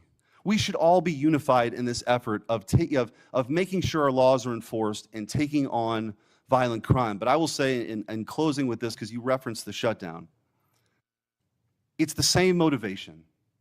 The same thing that motivates J.B. Pritzker to stand in front of the podium and defy Trump is the same motivation I hear from my Democrat colleagues now in this shutdown. It's not about anything other than the fact, and this is a clean CR. This is what they have lectured us on making sure we do 13 times in the last 4 years. This is about appeasing an increasingly radical base to prove that they're willing to stand up to President Trump. And I don't know how we get through all this unless there's a real reckoning on the other side about that reality. But in the meantime, I'm glad you're doing what your job is, which is to be the chief law enforcement officer of this country, focusing on violent crime and keeping our communities safe. Thank you. Thank you, Senator Schmidt. And despite what they're saying on the other side of the aisle, our agents are out there working tirelessly every day to make America safe. And that was Donald Trump's directive, and we will make it happen. Thank you, Senator Schmidt. Senator Welch. Thank you. Thank you, Attorney General Bondi. I have noticed that at various times when one of my colleagues is pressing you, you come up with something in their background. So I'll be waiting for my turn, but you don't have to do it right now. So let me get to my questions. One of the things that you mentioned, and I agree with this, that it's really tough on the various federal workforce, including our law enforcement folks, who are not getting paid because of the shutdown. Mm-hmm. I agree with that. But I also think that wasn't the whole story. There is an issue here that's going to affect Americans, whether they voted for President Trump or voted for Vice President Harris, and that is the loss of health care, where on November 1st, everyone who is getting Affordable Care Act help to buy insurance is going to get the notice of premium increases. And I got a letter just today from a Vermont family, nuclear family of 5. husband and wife, 54 and 55, with 3 kids, one of whom has acute myeloid leukemia. And the apprehension that they have is that if we don't solve this problem, and November 1 is a urgent date, then their family premiums will triple. It'll be beyond their ability to pay. So I'm assuming that with respect to the threat to health care for families in your state of Florida, in my state of Vermont, you would share that concern and hope that we would resolve that.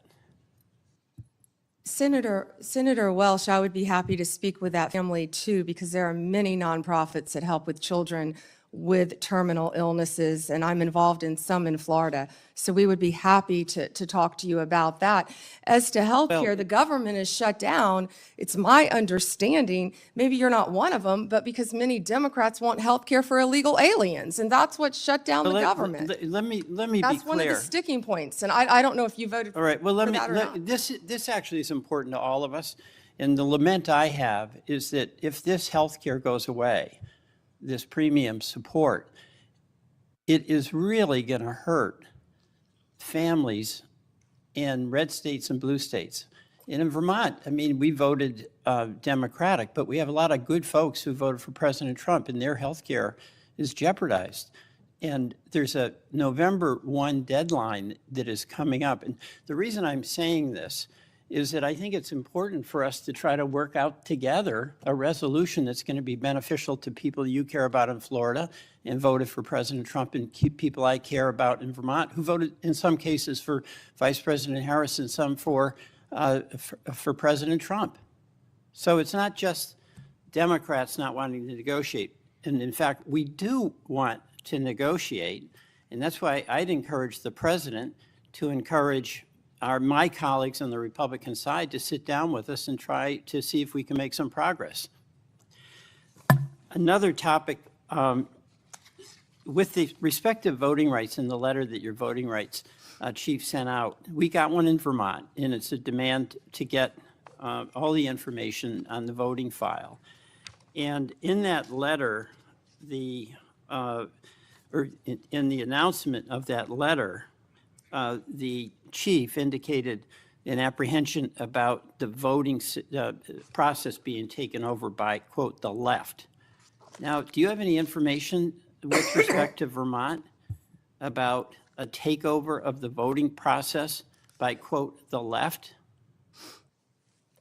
Senator, I'm not familiar with what you're referring to. We are currently involved in voter roll lawsuits in 6 states.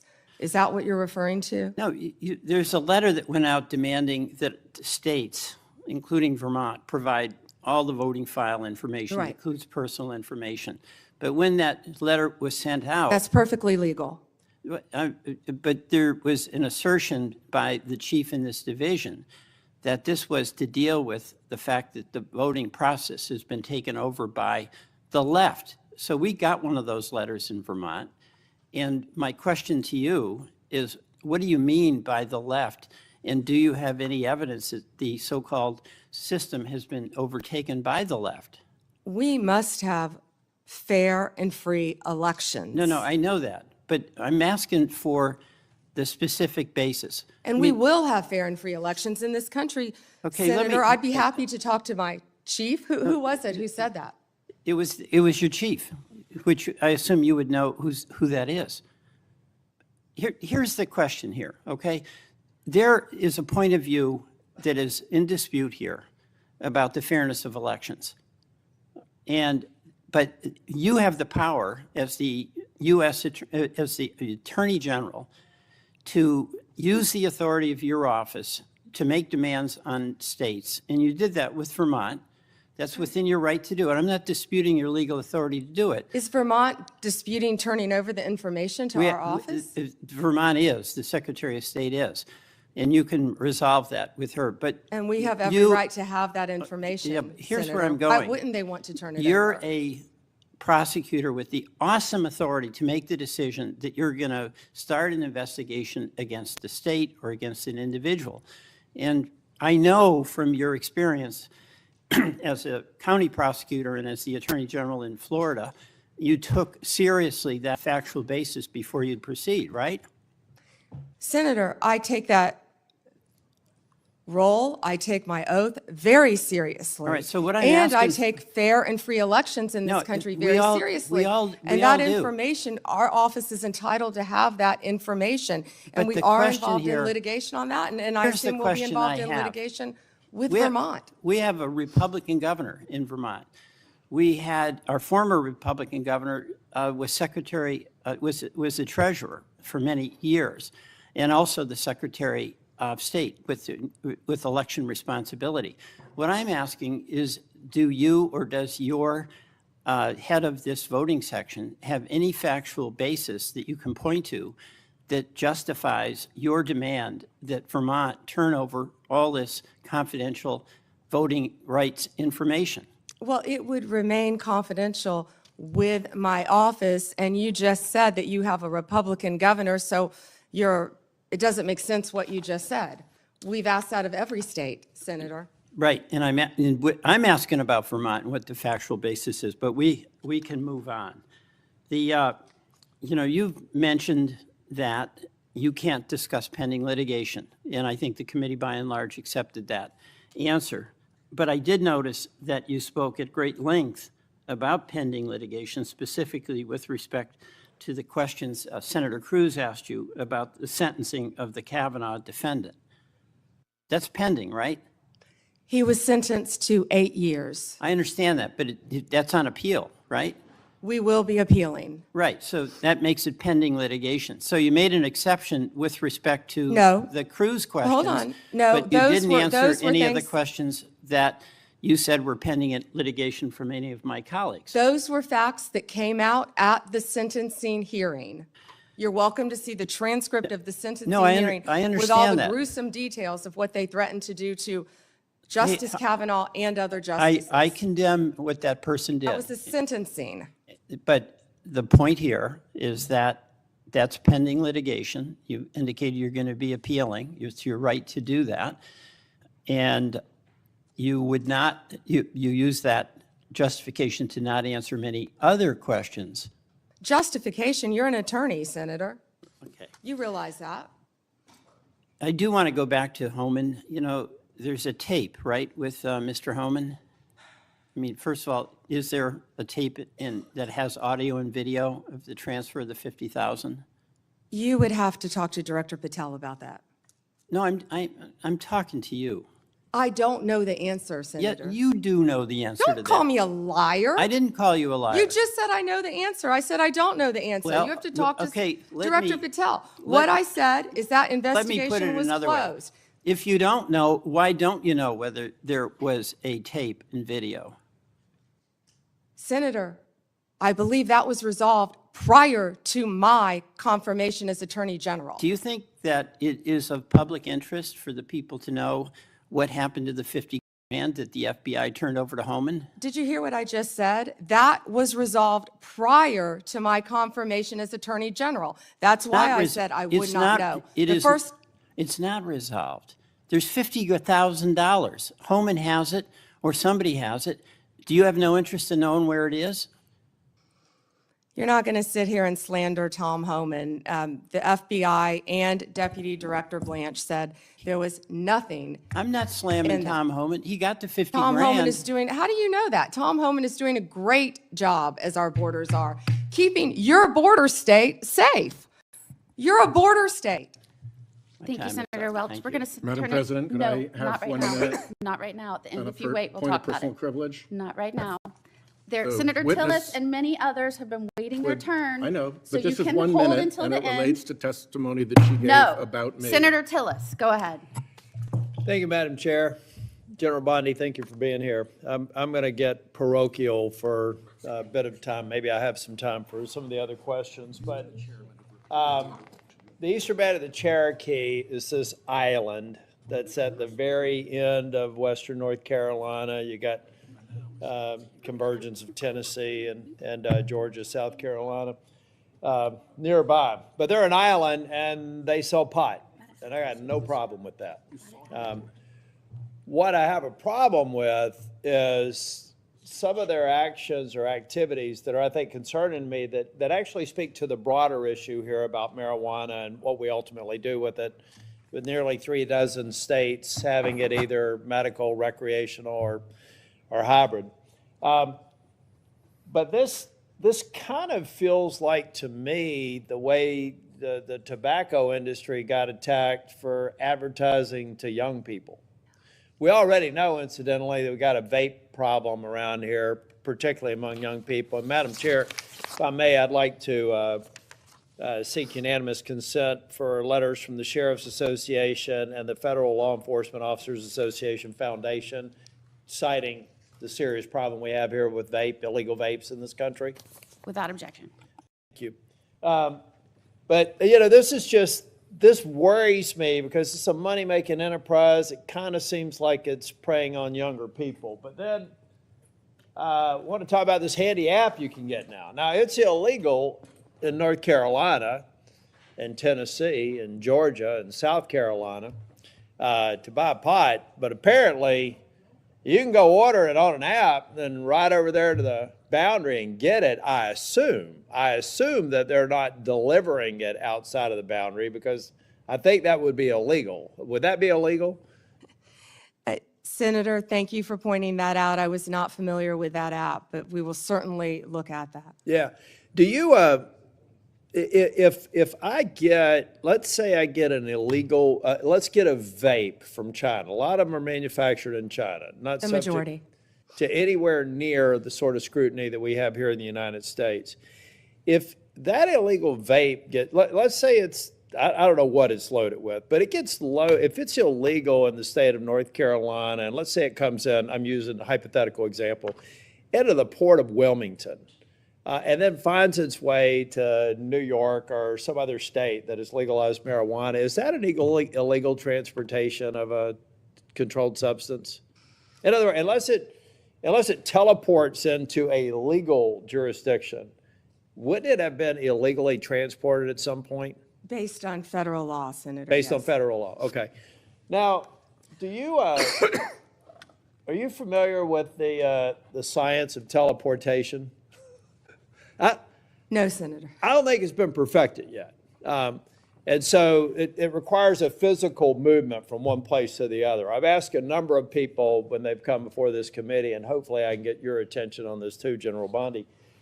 There's a growing operation in Western North Carolina that is a part of the tribal lands. The problem is I can't find any legal way to get this pot that is grown here to the dispensary that's in another non-contiguous area of the boundary. So you see what I mean?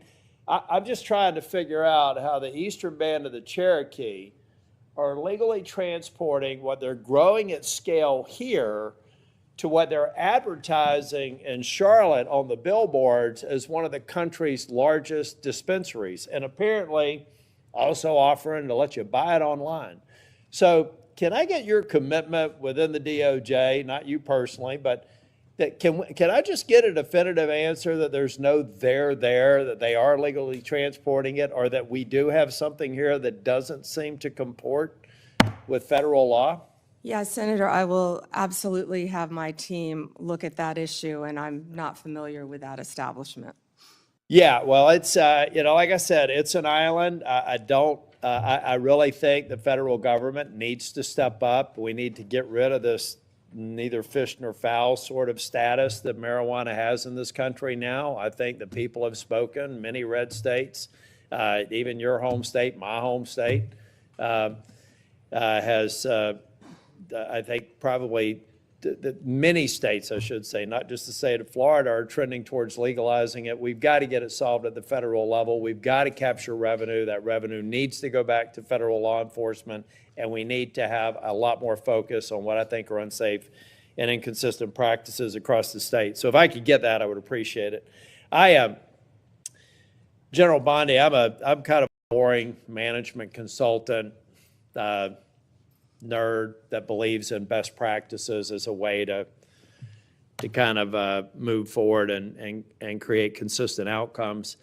I'm having a real struggle right now with the National Guard being deployed and masking the abject failure of leaders at the state and local level.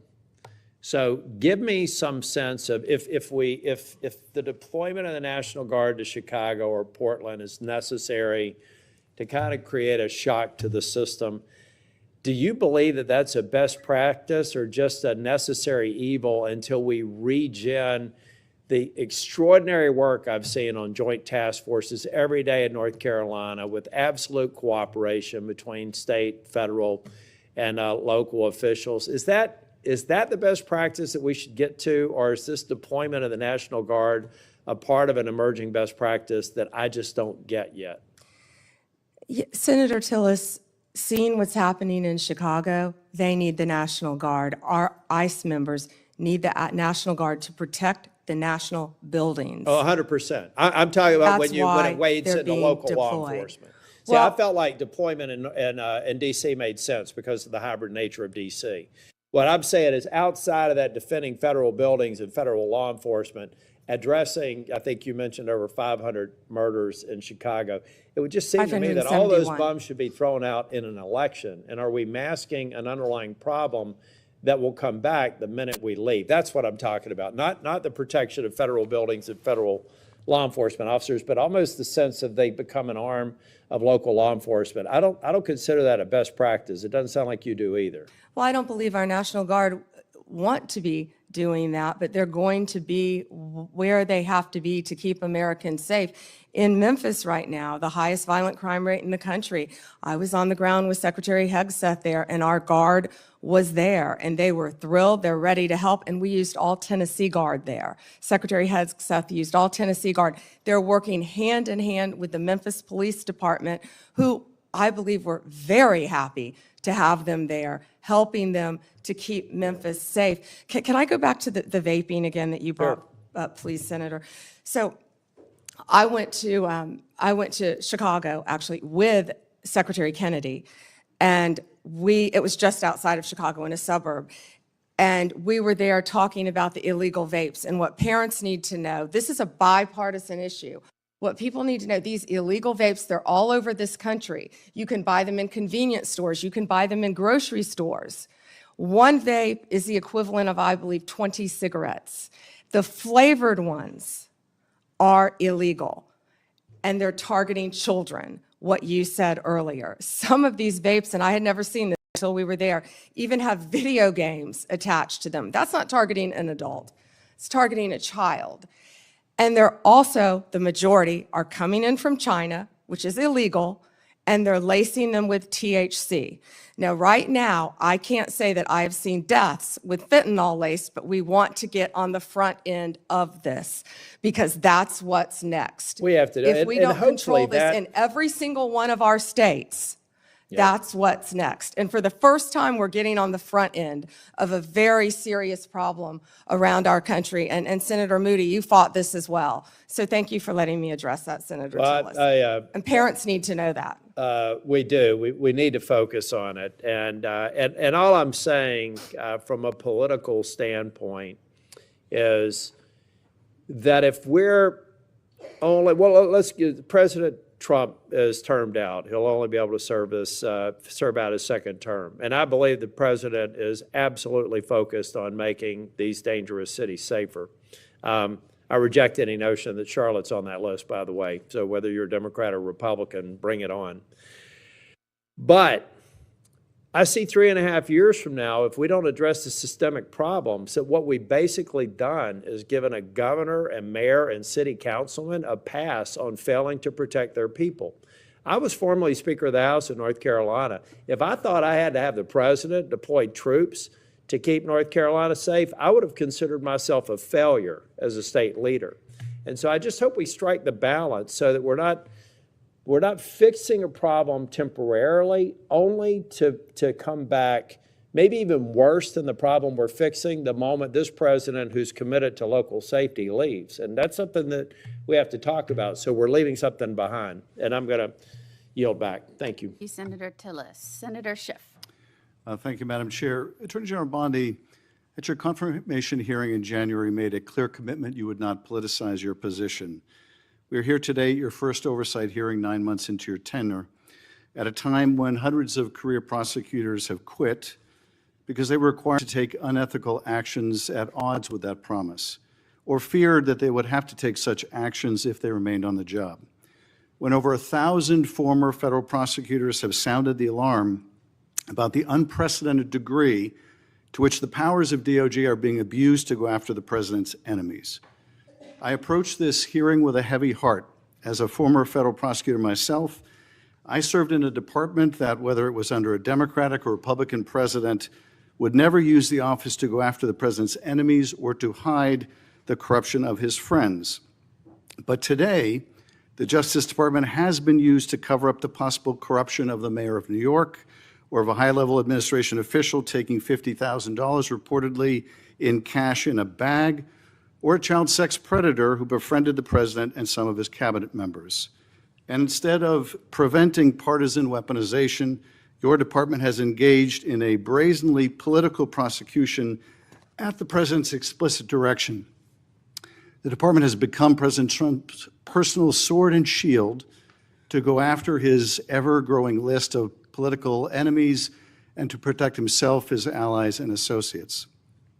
My questions therefore focus on these two themes: hiding the corrupt acts of his friends and prioritizing the political prosecution of his enemies. So let me start with the shocking allegations of bribery and pay to play. 2 weeks ago, 4 major media outlets reported that Tom Holman, the president's top deportation official working in the White House, took $50,000 in cash in a bag from undercover FBI agents in September 2024, just over a year ago. According to these reports, Holman indicated he would facilitate securing contracts in exchange for money once he was in office in a future Trump administration. Reportedly, this exchange was caught on tape. Rather than pursue this investigation without fear or favor, the department and the FBI under your leadership, or that of your predecessor before you confirmed, quietly shut it down. Once news broke, your deputy and FBI director issued a joint public statement confirming that the Trump administration closed the investigation. White House Press Secretary Caroline Leavitt denied Holman took the $50,000, telling a reporter, quote, "Mr. Holman never took the $50,000 that you're referring to, so you should get your facts straight." So today, I hope you can help us get our facts straight. Was that true, what the White House press secretary said when she denied Holman took the money? Did he take the money? Senator Schiff, as I stated earlier, I was not in office, I was not confirmed when that was handled. So does that mean? Deputy Attorney General Blanche and Director Patel said that there was no evidence that Tom Holman committed a crime. Yet now you're putting his picture up to slander him. No, I'm putting his picture up showing an interview he gave with, I think, Fox, in which he was asked explicitly about these allegations that he took a $50,000 bribe, and he refused to answer. He said he didn't answer the question whether he took the money, so I'm asking you the question. Did he take the money? Senator Schiff, I answered that question multiple times. And frankly, Well, I don't think, with respect, I don't think you did. But in case I just didn't hear you, what is the answer? Did he take the money? Senator Schiff, that happened prior to my confirmation as Attorney General. I said that. Do you know, sitting here, whether All he I took the money? know is that Deputy Attorney General Todd Blanche and FBI Director Patel said there was no case. And Caroline Leavitt is one of the most trustworthy human beings I know. So And, was she? Senator Schiff, if you right? worked for me, you would have been fired because you were censured by Congress for lying with your We can egregious stipulate to, you can stipulate to all your personal attacks on the Democratic members of the committee. personal attacks. You've been attacking my FBI director. You've been attacking my office. You've been attacking. What we're interested in. Borders are. What we're interested in is the answer to these oversight questions. So you were asked by my colleague. You were asked by my colleague. Attacking good people. Regular order, Madam Chair, so I can ask a question. You were asked by my colleague from Vermont whether you will support providing a video or audio tape, if it exists, of Mr. Holman taking $50,000 in bribe money from the FBI. Will you support a request by this committee to provide that tape or tapes to the committee? Yes or no? Senator Schiff, you can talk to Director Patel about that. Well, I'm talking to you about it. You're the Attorney General. This will be your decision.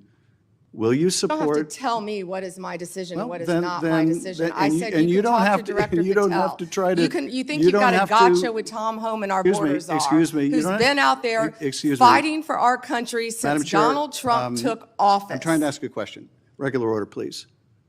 And you don't have to defer to the FBI director to pass the buck. So I'm asking you, will you support a request so that the committee, or indeed, I believe the American people should be able to see that video or audio tape? Will you support that request? Will you apologize to Donald Trump So for I trying guess, to I guess impeach the answer him is you won't support that after request. you now know that So Joe let Biden me- tried let to me cover up do Hunter this. Biden's involvement with Excuse Ukraine? me, let me do this, because I think it's valuable that the American people get a sense of what you've refused to answer today.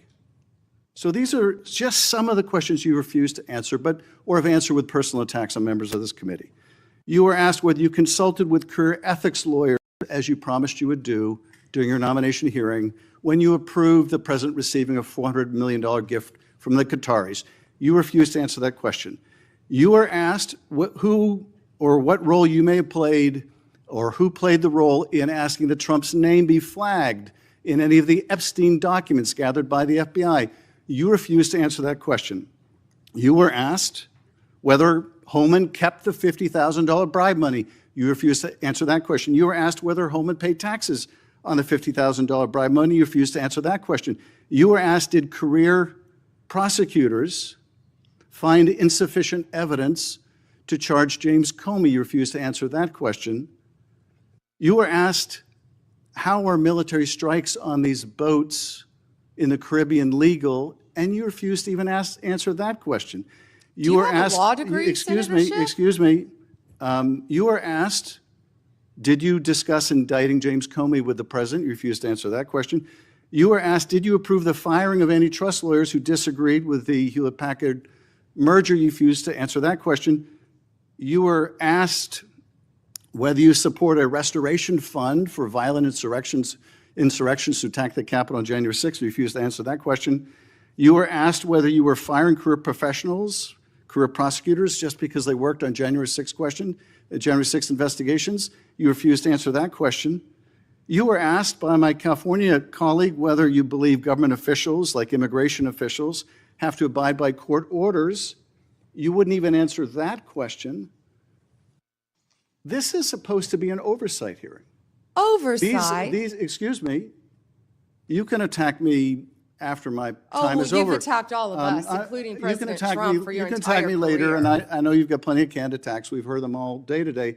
Canned attacks on you? This is supposed to be. No one needs a canned attack on you. Regular order, Madam Chair, I'm trying to speak. This is supposed to be an oversight hearing of the Justice Department.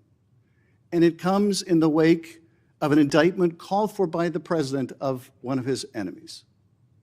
This is supposed to be an oversight hearing, and it comes in the wake of revelations that a top administration official took $50,000 in a bag, and this department made that investigation go away.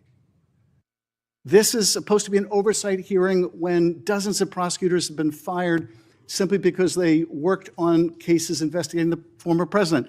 This is, and now What the current about the president. fires in California? And Do you this care is about that, supposed to Senator be, Schiff? this is, excuse me, this is supposed to be an oversight hearing in which members of Congress can get serious answers to serious questions about the Are the cover-up- riots in about the LA cover-up- serious? About the cover-up of corruption, about the prosecution of the president's enemies. And I think you owe the president an apology when will it be your entire career, that the frankly. members of this committee on a bipartisan basis demand answers to those questions and refuse to accept Clearly you're a personal, failed lawyer refuse to because you don't accept, understand when excuse someone me, can and cannot refuse answer to a accept question. personal slander as an answer to those questions. Personal slander. With Will that, you Madam apologize Chair, to Donald I yield Trump back. for slandering him? Personal slander. Senator. May I ask unanimous consent, Madam Chair, to introduce into the record the statement of 1,000 former Justice Department officials who warned that the Comey indictment is a democracy-threatening abuse of power.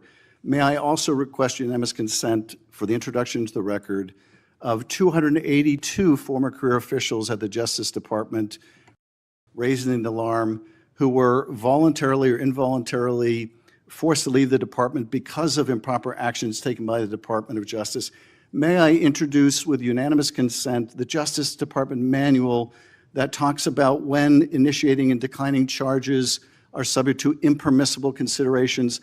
And finally, Madam Chair, may I introduce the letter from Michael Ben-Ari, a career counterterrorism prosecutor, DOJ, a letter he nailed to his door, which concludes by urging officials to do the right thing for the right reasons, to follow the facts and the law, and raises the alarm that the decision to remove experienced career officials from U.S. attorneys' offices, the FBI, and critical parts of DOJ undermines our country's abilities to counter terrorist organizations, malign nation-state actors, and countless others that seek to harm our nation and its citizens. And he believes that the priority is prosecuting the president's enemies or are you admitting rather than Ms. protecting the Bondi, country. one moment. May I have unanimous Are you consent to enter entering these that into the record? Without objection? Thank you. I yield back. Senator Britt. Senator Moody, may I clarify one thing he entered in the record? I just want to say that I believe he entered a letter by 200 and something former employees. Well, I believe the spokesperson for that letter was also the spokesperson for Jack Smith. Senator Britt. Thank you, Madam Chair. General Bondi, I want to talk to you about the next generation. I want to talk to you about our kids, people who don't have a seat at the table but need us to fight for them tirelessly. When you look at this, I see a couple of different buckets of ways that bad actors are taking advantage of our children, and in some of the most extreme situations, we lose that child, whether to death or to self-harm, and I think we owe it to them to do something about it. So first is social media. Tell me, what are you doing? I have sat across from a number of parents who have talked to me about their child either falling victim to sextortion, different schemes that are online. We also know that there is an element of human trafficking that comes here. Let's start with social media. What are you doing to hold bad actors accountable, to track them down, and to keep our kids safe? Senator, first, thank you for bringing that up. This, I believe, is what an oversight hearing should be about. Thank you. Not yell, oh, he's gone already. He comes in and leaves. This is what an oversight hearing should be about, trying to help parents and children online. Yes, Director Patel has been doing a great job. The FBI, we have an entire unit. Not only that, our National Security Division is working internationally. Well, and I want to talk about that too, because I think a lot of this comes from overseas. Yes. And so whether it's these schemes, the sextortion schemes, et cetera, it's happening off our shores. How are you connecting the dots there? And then additionally, let's look at human trafficking. And you find a number of times people are lured into this from posts on social media. I believe that that is a global trafficking ring. I would like to speak to what are you doing to make sure you're holding those people accountable and getting to the bottom of it, finding bad actors and making sure that we're keeping these children safe. Senator Britt, we have made countless cases around this country, and many of them have involved global international defendants. In fact, we've been extraditing some of them back. As many as we can get, we're bringing them back to this country. That's how we're holding them accountable and locking them up for as long as we humanly can lock them up. And Director Patel, our National Security Division, have been working tirelessly on that. We have entire units working on that. I think the most Do you feel like you've made better strides than we saw over the last 4 years? Yes, we have made incredible strides. I'm sorry, I don't have the statistics in front of me, but yes, we have made, I'll I would love provide to those get to you. those from you. I want to make sure that we are doing that. I also obviously have worked diligently alongside Senator Blackburn and so many others to put the proper guardrails in place when it comes to social media to prevent these things from happening to our children, allowing them to still thrive online, but knowing the threats that are out there, it is incumbent upon us to actually do something about it. So I hope that those different pieces of legislation that would help keep kids safe, help give you additional tools, I hope that this body and ultimately Congress will take those up. Can I add something to Yeah, that? sure. That parents also, I always say your child has no right to privacy on the internet. And parents need to monitor what their kids are doing. Now, we all know that even elementary kids, school kids, so many of them have cell phones because they're at school, they're latchkey kids, they're riding the bus home. So many children have cell phones, but parents, you have to monitor. There are safeguards you can put on the phone, but you have to monitor I also what your think kids that- are doing on the internet I as do well. think that there is some accountability that needs to be held even with social media providers. Absolutely. Because I know that, for instance, we had a judiciary subcommittee hearing where we heard from parent after parent whose child had, bought something online that they thought to be maybe a different type of drug. It was laced with fentanyl. They died. If that was happening on a storefront and a small business in America, we would shut that storefront down. We must do more to hold not only the bad actors online, but also the people who allow it to happen accountable. And I hope that you'll commit to work with me on that. I wholeheartedly agree. Thank you, So Senator. staying in that vein on parents, looking at illegal gaming across, again, this is a global thing, offshore illegal gaming. We have found that young men in particular have been targeted when it comes to betting and being involved in this legal gaming. We're finding that through whether it be advertisements or things that are directly targeted to get them addicted and get them pulled in and addicted on that. When it comes to illegal gaming, will you commit to me to taking a look at what is exactly happening offshore and also how they are utilizing different spaces to actually go after our children, getting them addicted, and ultimately pulling them in? Certainly, and I'm also sure the FBI would welcome working with you. Wonderful. And then last but not least on that same vein, and you touched on it earlier when one of my colleagues asked you about this, but vaping. So if you're a parent and you're sitting here looking, Chinese vapes have, this is a real issue. You spoke a little bit about what you are worried will come next in this space. What are you doing to get to the bottom of that? And how are we going to make sure that these don't infiltrate our markets and ultimately don't end up in the hands of our children?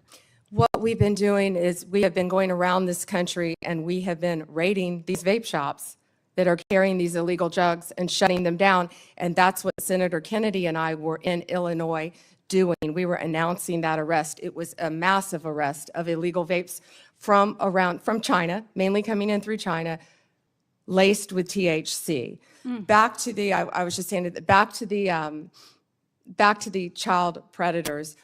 Since January 20th, we have made 2,580 child exploitation cases, Senator Britt. That was the number I was trying to get my hands on. Wow. And that's 250 more than last year. Will you commit to continuing to go after these unregulated products and particularly make sure that they are not in the hands of our children? Yeah, and Senator Britt, we need to do that because it's targeting our children. Yes, absolutely. Thank you very much. Today is obviously the second anniversary of the horrific attacks on October 7th. And this morning I had an opportunity to listen to stories of some individuals that had been held hostage, some of the families that will never get their loved ones back, and some that are hoping that there is a resolution soon and they once again get to embrace their family member that they have not seen in over 700 days. It was a reminder of, one of them said, I can live, I can breathe, but I can't live until this is resolved. And we know in addition to this horror and nightmare that they have been living for the past 2 years, we have seen a rise in anti-Semitism here on our soil. When we said never again actually has to mean never again. And I know that you and I spoke about this briefly when you were in front of this committee, but can you talk to me about the work that DOJ is doing to combat that rise in anti-Semitism and to hold offenders of that, to hold them accountable? And Senator Britt, thank you for again bringing up that today is the second anniversary of that horrific attack on Israel. Donald Trump is the greatest peace president of our lifetime, probably in our history. And if anyone can resolve this, it will be Donald Trump. I've also met with many of the families of the hostages and of those who have lost loved ones. we are combating anti-Semitism throughout this country, not only through my Civil Rights Division, and we haven't really talked about Harmeet Dillon a lot today, but Harmeet Dillon runs our Civil Rights Division, and she is working with Leo Terrell, and they are combating anti-Semitism around this country. We have an anti-Semitism task force that we're Do forming. you mind getting me an update on the progress that that task force has Absolutely. made, please? Sure. Okay, thank you. And last, in my last remaining minute, certainly appreciate the work that you're doing. I know my colleague, Senator Lee, already asked you about the attacks on ICE officers. Thank you for working to keep our federal agents safe, federal law enforcement safe. So thank you for the work that you're doing there. I do want to just talk a little bit about crime in American cities. We had a horrific event occur in Montgomery, Alabama over the weekend, and 14 people, 2 people are no longer with us, and 12 people injured. My heart breaks for every one of the victims and their families and the community at large. I'd like to know a little bit about your interagency work and talk to me about things that you find, because we have to find solutions in this space. This cannot keep happening. And what are you seeing that is, your biggest success stories and your biggest challenges you have to working to try to resolve crime throughout the country? Well, right now, the biggest challenge is that the federal government is shut down, but we're not letting that become a challenge because all of our agents are working tirelessly.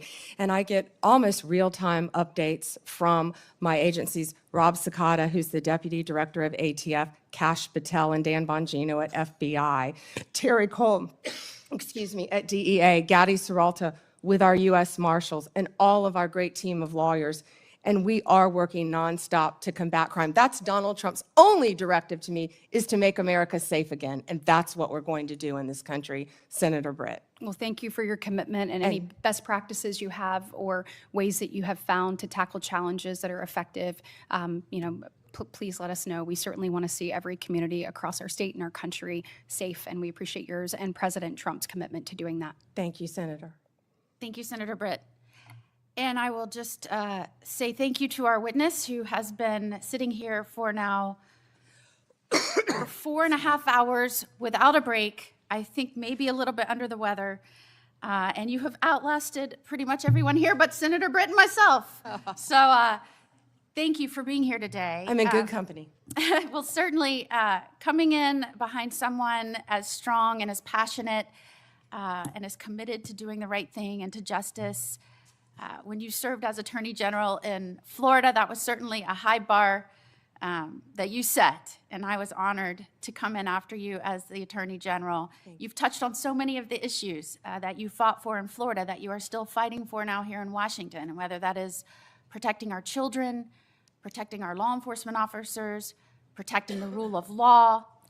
All of these things, your experiences, both personal and professional, are playing into how you are standing strong for what this country was built on in this role.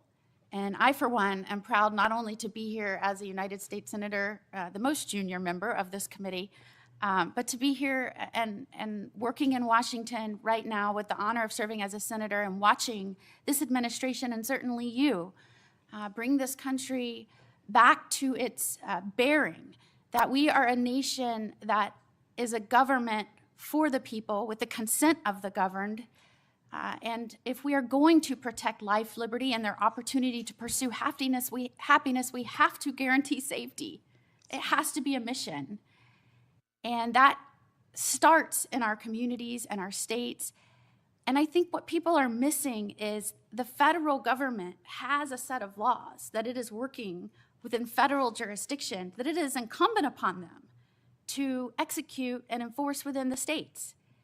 And I'm watching what has happened around this nation as a result of what has happened under the Biden administration and what they allowed to happen purposefully, whether that was rogue prosecutors, defunding police, decriminalizing crime, allowing juveniles to run rampant with no accountability, revolving jailhouse door, no respect for the rule of law. It goes on and on and on. And you're seeing that now playing out in the cities around this country. And what is very terrifying, and I think you would agree, is this is not your Democratic Party of yesteryear, where we might have said they're soft on crime.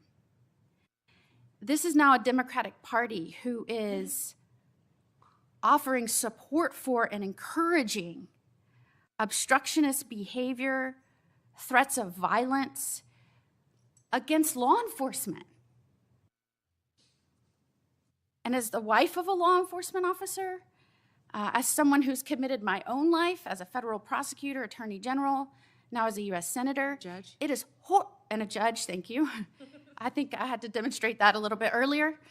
It is horrifying to me that where we used to talk about differences in policies, where one party was thought to be tough on crime and one party was thought to be soft on crime, we're not talking about the fundamental ideals and structure on which this country was built. And I have been horrified watching the partnership between a governor in Illinois and a mayor in Chicago, and the collaboration, some might say the corruption, and the rhetoric they are using. And I have to say this because I think for somebody like you and somebody like me, it makes you extraordinarily concerned for the success and future of this country. Pritzker, he uses words like, this is an unconstitutional invasion of Illinois, militarized CBP and ICE agents to the street of Chicago to cause violence and chaos in the city. And I quote, Pritzker, people are getting detained, they're getting arrested, US citizens, making it a war zone. Pritzker, it's a war zone, and they are using tear gas and chemical agents at peaceful protesters. Pritzker, they are waging war on our people. Pritzker, we must now start calling this what it is, Trump's invasion. Not to be outdone, though, by Johnson, who says that, and I quote, law enforcement is a sickness. We have a rogue, reckless group of heavily armed mass individuals roaming throughout our city. Johnson, ICE lies and people die. Johnson, the Trump administration must end the war on Chicago. Johnson, in the coming weeks, we will use this as an opportunity to build greater resistance.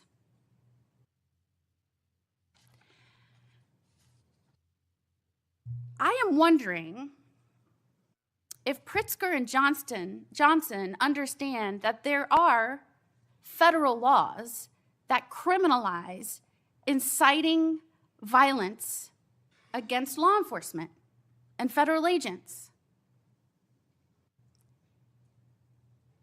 I am wondering if they are concerned at all about what their speech is doing and the danger it's putting not only federal agents in, that, by the way, swore an oath to protect other people, but the danger it's putting the citizens of their community in. Anytime you start pitting your own people against their own government, a government is only there at its core to protect rights and the safety of its people, that is incredibly dangerous. And I hear this rhetoric, and I think to myself, every foreign adversary of the United States of America in this country is saying thank you to the governor of Illinois and the mayor of Chicago. Thank you for doing their jobs for them, for undermining the strength and safety of this country, and for gaslighting the American people as we are trying to shore up the stability of our communities. And that puts you in such a remarkable, important position right now. You are the top law enforcement official in this country. And you have a responsibility to call out this rhetoric. And when it violates and crosses over from free speech into inciting violence, we have to call that out. We have to remind the American people that we are dealing with the aftermath of millions of undocumented allowed to flood into this country. I know because I litigated it and I fought against it. And when I had to get through litigation documents that showed their plan was to step back and let the border be overrun, when nobody believed that was happening, it was people like us that said, this is happening. They're allowing our country to be overrun. They're allowing, through rogue prosecutors and an undermining and demoralization of law enforcement, for our cities to fall prey to criminals. They are allowing this to happen. And they are doing so, trust me, cheered on by our adversaries. And it takes some